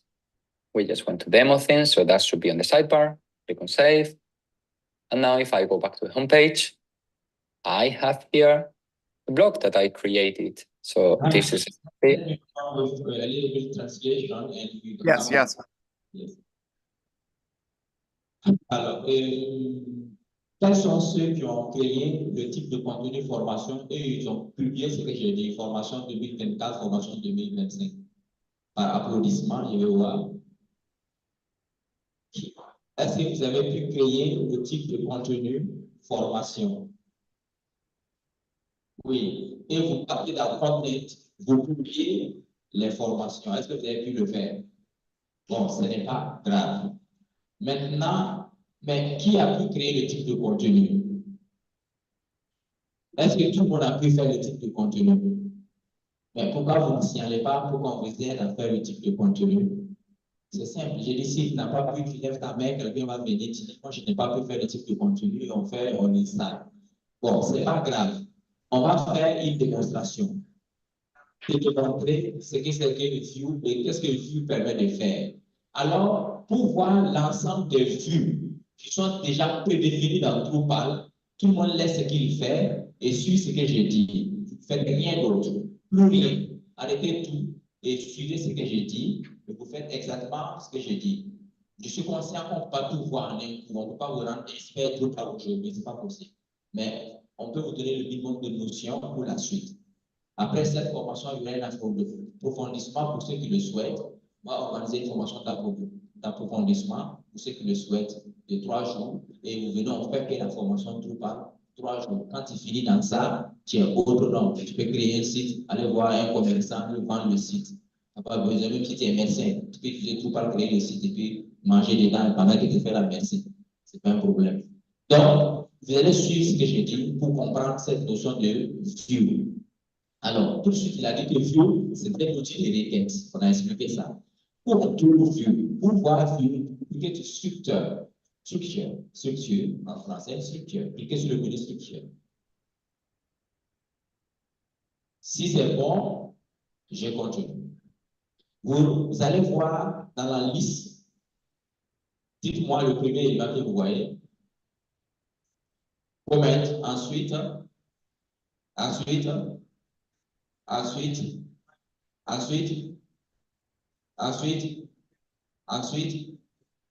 cherchez view. View, c'est le dernier. Vous voyez comment on l'a placé? Parce que le gauche m'a mis en dernier. C'est lui qui fait tout le travail dans Drupal. Cliquez sur view. Quand vous cliquez sur view, toutes les vues déjà créées dans Drupal, il les met. Vous voyez, même le menu structure que vous voyez là, c'est une vue qui l'affiche. La liste où vous étiez là, et je vous demande, c'est quoi que vous voyez, vous dites ça, ensuite ça, c'est une vue qui a créé ça. Dans Drupal, tout ce que vous voyez, c'est une vue qui crée. Vous voyez un peu la chose. Donc, quand vous cliquez sur View, il vous donne l'ensemble des vues qui existent déjà. Comprenez? Alors, cherchez une vue qui s'appelle People. Le nom d'une vue qui s'appelle People ou User. Vous avez des People? D'accord. Quand vous êtes là-bas, dites-moi ce que vous voyez exactement. People, user admin people. Yeah. Ici. Find and manage people interacting with your site. Page, et le lien. Edit, il y a duplicate, il y a disable, il y a delete. Alors, quand vous voyez en face de People, il y a un menu. Il s'appelle Edit. Il y a une flèche. Quand vous déroulez la flèche, il met quoi? Il y a 3 éléments. On peut dupliquer, supprimer, et puis voilà. Maintenant, nous, on va faire Edit. Cliquez sur Edit directement. Tout le monde clique sur Edit. Quand vous cliquez sur Edit, voilà comment la vue se présente. C'est une requête. Et cette requête s'affiche, le résultat s'affiche dans une page. Et ça vous donne l'ensemble des éléments des utilisateurs. Descend encore. Descend. Vous allez voir l'aperçu en bas. Si vous ne voyez pas l'aperçu, vous faites preview. Et vous allez voir update preview. Descend. Voilà. Vous voyez l'utilisateur qui est créé. C'est quoi? Admin. N'est-ce pas? Vous voyez l'utilisateur qui est créé, qui est admin. C'est un seul pour le moment. C'est pour cela qu'il est le seul. Vous voyez un peu? Alors, on va faire un exercice. OK? Est-ce que tout le monde est à l'aise avec la manipulation des fenêtres nouvelles en anglais? Tout le monde connaît ça? Vous partez sur le bouton Back to the site, mais vous cliquez avec le bouton droit de la souris. Il y a un bouton Back to the site. Vous allez dessus, mais vous cliquez avec le bouton droit de la souris sur Back to the site. Et vous dites d'ouvrir dans un nouvel onglet. Bouton droit, et vous ouvrez dans un nouvel onglet. C'est bon? Et vous partez dans le menu People. Allez-y, le menu People que vous voyez. Allez-y dessus, People. Le menu People, vous voyez ça? En haut, c'est sur la barre là, il y a un menu People. Vous cliquez sur le menu People. Si vous avez vu, applaudissez, je le vois. Menu People. Il est en haut de la barre de navigation. Et il y a Add User, il y a un bouton Add User qui apparaît là-bas dans le menu People. Vous voyez ça? Le menu People est en haut à droite. Vous cliquez dessus et vous allez voir le bouton bleu Add User. Si tout le monde voit le bouton bleu, applaudissez, je le vois. Tout ce qui est installé, donc cliquez sur Add User. Add User. Et vous allez ajouter votre nom.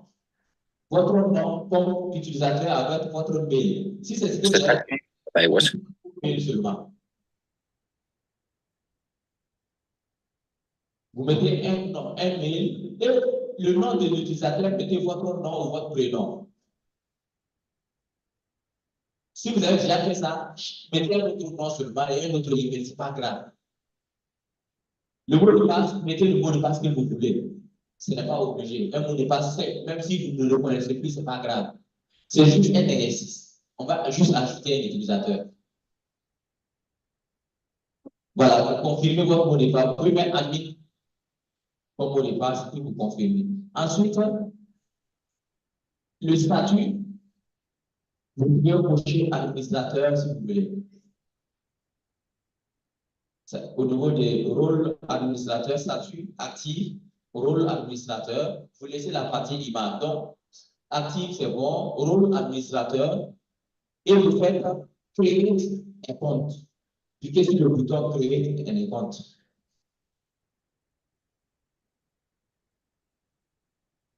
Voilà. Il dit que ça a été créé. Vous allez voir en haut, statut message, creating a new user account to email. Chez nous, c'est email. Chez vous, ça sera statut tout, Wedrago, ou tout ce que vous avez mis. Est-ce que tout le monde a pu ajouter de nouveaux utilisateurs? Hein? Alors, je reprends la procédure simplement pour ceux qui n'ont pas pu ajouter. Ceux qui auraient pu ajouter là, si vous voulez ajouter un troisième, ça ne fait rien. J'ai dit, en haut, il y a un menu People. Est-ce que tout le monde voit ce menu? Cliquez sur le menu People. Si vous cliquez sur le menu People, vous allez voir un bouton Add User. Il est bleu. Add User. Vous cliquez sur Add User. Ceux qui ont déjà fait, vous pouvez encore ajouter un autre avec un mot de passe encore. Et vous avez un formulaire. Dans le formulaire, il y a email. Vous mettez les emails. Vous remplissez des champs que vous pouvez remplir. Ce que vous ne connaissez pas, vous laissez. Vous remplissez les emails. Et vous mettez ensuite le nom que vous voulez, username. Et le mot de password, vous mettez un password. OK? Et vous allez voir une section active qui est cochée. Et en bas, il y a le rôle. Vous cochez administrateur. Tout le monde arrive à suivre. Vous cochez administrateur. Et vers le bas, vous descendez. Vous allez voir un bouton Save Setup ou créer un compte. Vous avez mis le bouton Create a compte carrément en bas. Donc, vous cochez administrateur et vous cliquez sur le bouton Créer un compte et vous faites Save. Ça va créer le compte, bien sûr. Si c'est fini, vous faites applaudissement. Je vais voir ceux qui ont pu créer un nouveau utilisateur. Tout le monde a fini. Hein? Les autres qui n'ont pas fini, est-ce que vous avez suivi les étapes que j'ai dit? Donc, ce n'est pas compliqué. Vous partez dans People, End User, et vous avez le formulaire, vous mettez les emails, le nom que vous voulez, le username, vous mettez le password, cochez le rôle administrateur et vous faites créer un compte. Ça, c'est simple et rapide. C'est bon? Maintenant, je suppose que la majorité ont pu faire. Maintenant, on va, si vous avez pu ouvrir dans un nouvel onglet, vous regardez dans notre ancien onglet où il était View. Mais si vous n'avez pas pu, ce n'est pas grave. Là où vous êtes là, cliquez sur Structure. Structure. Tout le monde, cliquez sur Structure.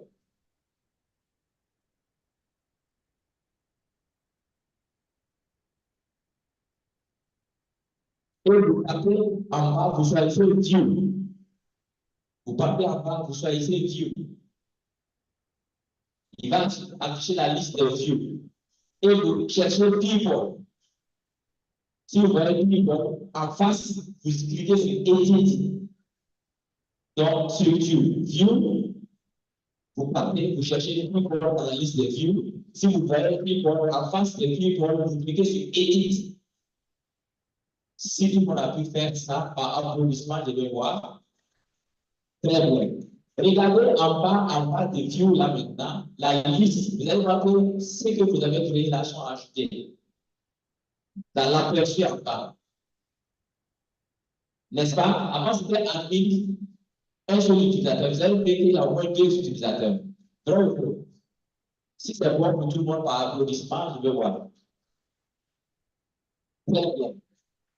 Alors, il dit que View, c'est un outil dont tout le monde peut voir là. Quand vous faites edit là, c'est une nouvelle vue qu'il a fait pour récupérer l'ensemble des vues. C'est que je veux voulu qu'on fasse. Si tout le monde avait créé au moins 2 formations, on allait créer une vue formation.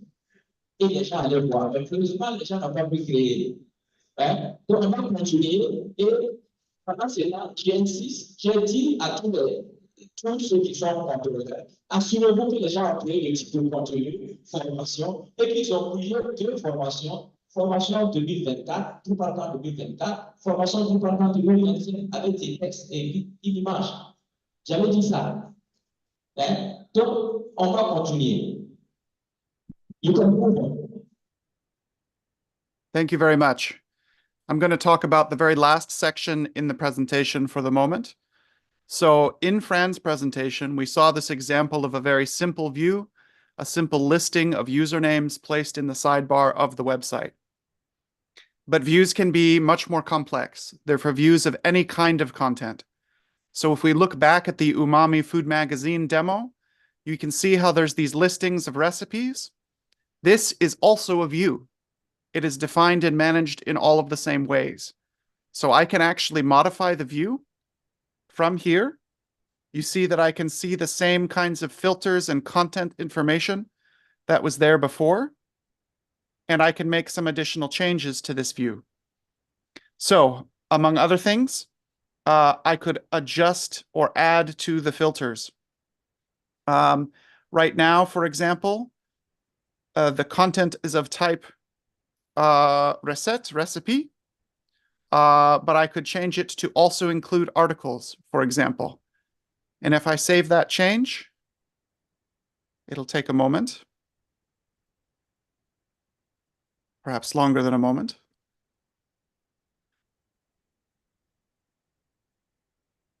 The site is loading slowly, but I can make this sort of change. Let me adjust it again.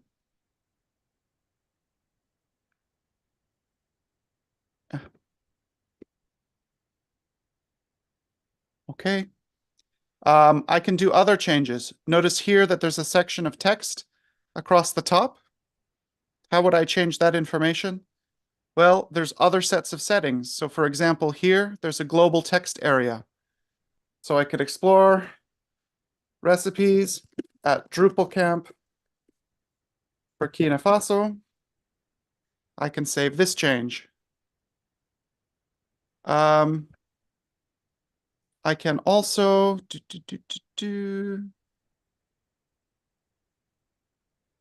Well, let me go ahead and save that change. We look at our example. Oh, did that work? I changed it in the English side. Yeah, I changed the English version of the view. So anyway, you can continue to customize views for all sorts of listings of content, not just individual lists of users, but also lists of custom content types like these recipes, where we have the combination of all of the different ideas that we've used so far. So we put together image styles for these content types. They're a custom content type that editor users can change. They use views to display them, and all of the different features that we've talked about, layout blocks to place them on this page. And at the end result is you get a beautiful looking recipe site like this. So that is sort of a combination of all the ideas. I'd love to talk with you a lot more. I wish we had 3 or 4 days so that we could keep speaking about all of these ideas, because there are so many more things that Drupal can do.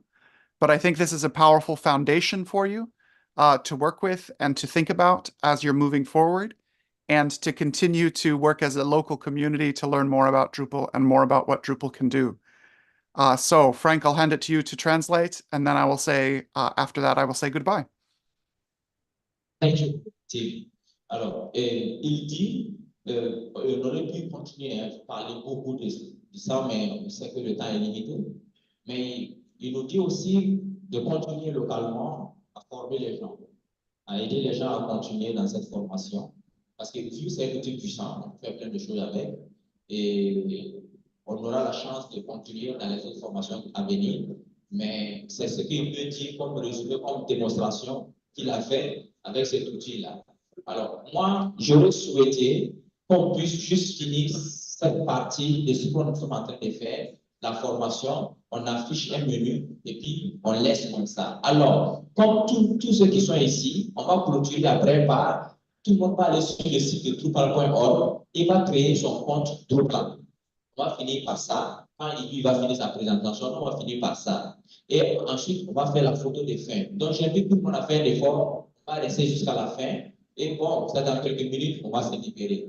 Et comme le groupe est créé, ceux qui voudront suivre vont se signaler. Et ceux qui voudront des attestations peuvent s'inscrire auprès de Bazomo. Elle pourra prendre vos noms. On a dit ça fait 500 francs juste pour les imprimeurs et les signatures, parce que ça prend du temps quand même. Et on pourra vous livrer des attestations de formation par rapport à ça. Mais pour le moment, View, Tim nous a introduit sur la notion de View. On a vu la notion de type de contenu, de blog. On a essayé de faire juste quelques exemples. C'est pour vous montrer la souplesse et jusqu'à quel point cet outil est intéressant. Quand tu commences Drupal, moi, au début, quand je commençais à travailler comme ça, je peux travailler jusqu'à 1h du matin avant de me rendre compte qu'il est 1h du matin. Souvent, j'oublie de manger. Ah oui, donc j'espère qu'il y aura des gens qui vont me pardonner. Et c'est mon souhait. Hi, Tim, you can introduce, you can continue and to finalize.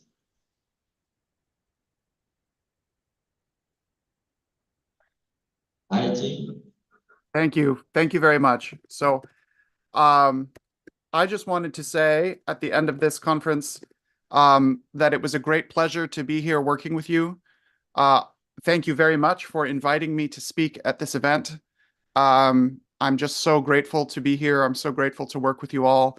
I really believe that there's a powerful digital future in Burkina Faso and a powerful digital future in Africa. and that you are the next generation of developers for Drupal that will move us forward. So, merci beaucoup de m'avoir invité. Merci beaucoup aux organisateurs et aux participants. A round of applause for all of you. Thank you so much. Thank you for all of your help. I really appreciate it. Cheers. Thank you very much. Thank you. And I hope to see you at Portland. And Yes. yes, maybe I hope I will be there. Hopefully, I will see you again very, very soon. Cheers and goodbye, everyone. Thank you very much. See you. Merci, team. Bye. On peut applaudir là, on peut applaudir. Ok. Il est toujours en ligne, mais il a déconnecté. Il est déconnecté. Laisse-moi un message, on va créer des comptes utilisateurs sur Drupal, s'il peut valider pour nous, quoi. Voilà. En fait, vous voyez, ce monsieur que vous voyez, quand on fait une modification dans Drupal, si lui ne décide pas que c'est bon, ça ne passe pas. Donc, ceux qui créent le logiciel, c'est dit comme ça, c'est eux qui sont là pour vous faire la démo. Le temps est bref, on ne peut pas tout voir. Mais c'est un outil hyper puissant. Il dit, il est très content d'être avec nous et qu'il espère qu'on va continuer à faire. L'année prochaine, il y aura le Drupal Camp. Mais moi, je souhaiterais que le Drupal Camp prochain, que tous ceux qui sont dans cette salle soient des superviseurs. C'est mon souhait. C'est-à-dire qu'on va organiser un camp immense où tout ce qui est là, c'est vous qui serez les superviseurs. Ça suppose que vous allez suivre les formations que nous faisons en local. Alors, on va faire quelque chose rapidement avant de se quitter. OK? Vous stoppez tout ce qu'on est en train de faire pour le moment, ne vous en faites pas. Tout ce qu'on a pu faire jusque-là, c'est bon. Il y en a qui pleurent une semaine ne peut pas arriver là où on a fait. Tout le monde va afficher le site drupal.org. Affichez tous le site drupal.org. Je veux tous les superviseurs debout et suivre les gens pour la création des comptes. Tout le monde doit afficher le site drupal.org. Si c'est bon, il faut laisser ce que vous faites actuellement et vous faites ça, après vous allez continuer. Vous faites dans un nouvel onglet, vous faites de votre navigateur drupal.org. Si c'est affiché, vous me dites par applaudissement, je veux savoir. Est-ce que tout le monde a affiché le site? Drupal.org, tout le monde. Il faut que vous fassiez une minute sur le reste, suivez-moi pour qu'on puisse finir l'émission. On va prolonger, les gens enchaîner et les gens seront fatigués. On va finir rapidement ça. Et sachez-le, on ne vous lâche pas, on va vous suivre, même individuellement. Même la nuit, à minuit, si tu envoies un message, on vous répond. Même si c'est à 1h du matin, tu dis, moi, je suis en train de travailler, il y a ça. Si quelqu'un ne dort pas, la personne te répondra, vous pouvez faire les tests, il n'y a même pas de problème. C'est ça la communauté. Même moi, si vous me voyez là, on contacte WhatsApp, prenez-le, c'est libre. 70 27 27 37. 70 27 27 37. Sur la masse à ligne. Vous pouvez m'appeler jusqu'à 1h du matin, 2h. Tant que je ne dors pas, je décroche. Je n'ai pas de problème. 70 27 27 37. C'est mon numéro WhatsApp. Alors, tout le monde affiche le site drupal.org. Si c'est bon, par applaudissement, je vais voir. Très bien. Alors, vous allez voir que là, sur la barre, il y a la tête d'un monsieur dans un cercle. À droite. C'est le user. Allez-y dessus. Tout le monde voit. Si vous tapez sur ça, il y a le lien qui peut le voir. Voilà, créer votre compte. Créer votre compte.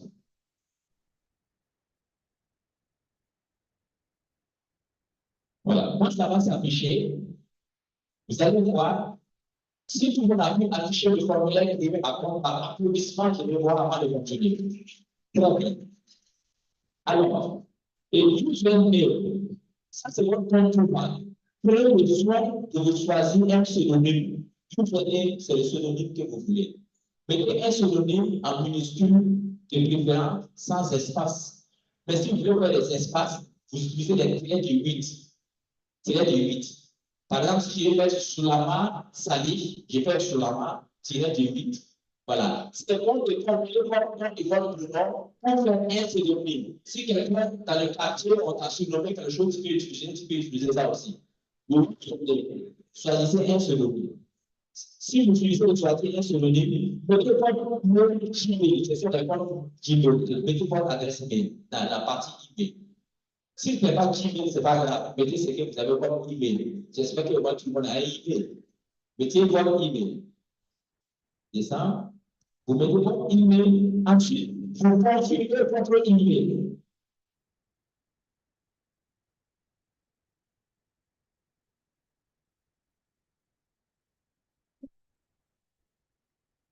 Les superviseurs, vérifiez que les gens arrivent à voir que tout le monde a pu faire.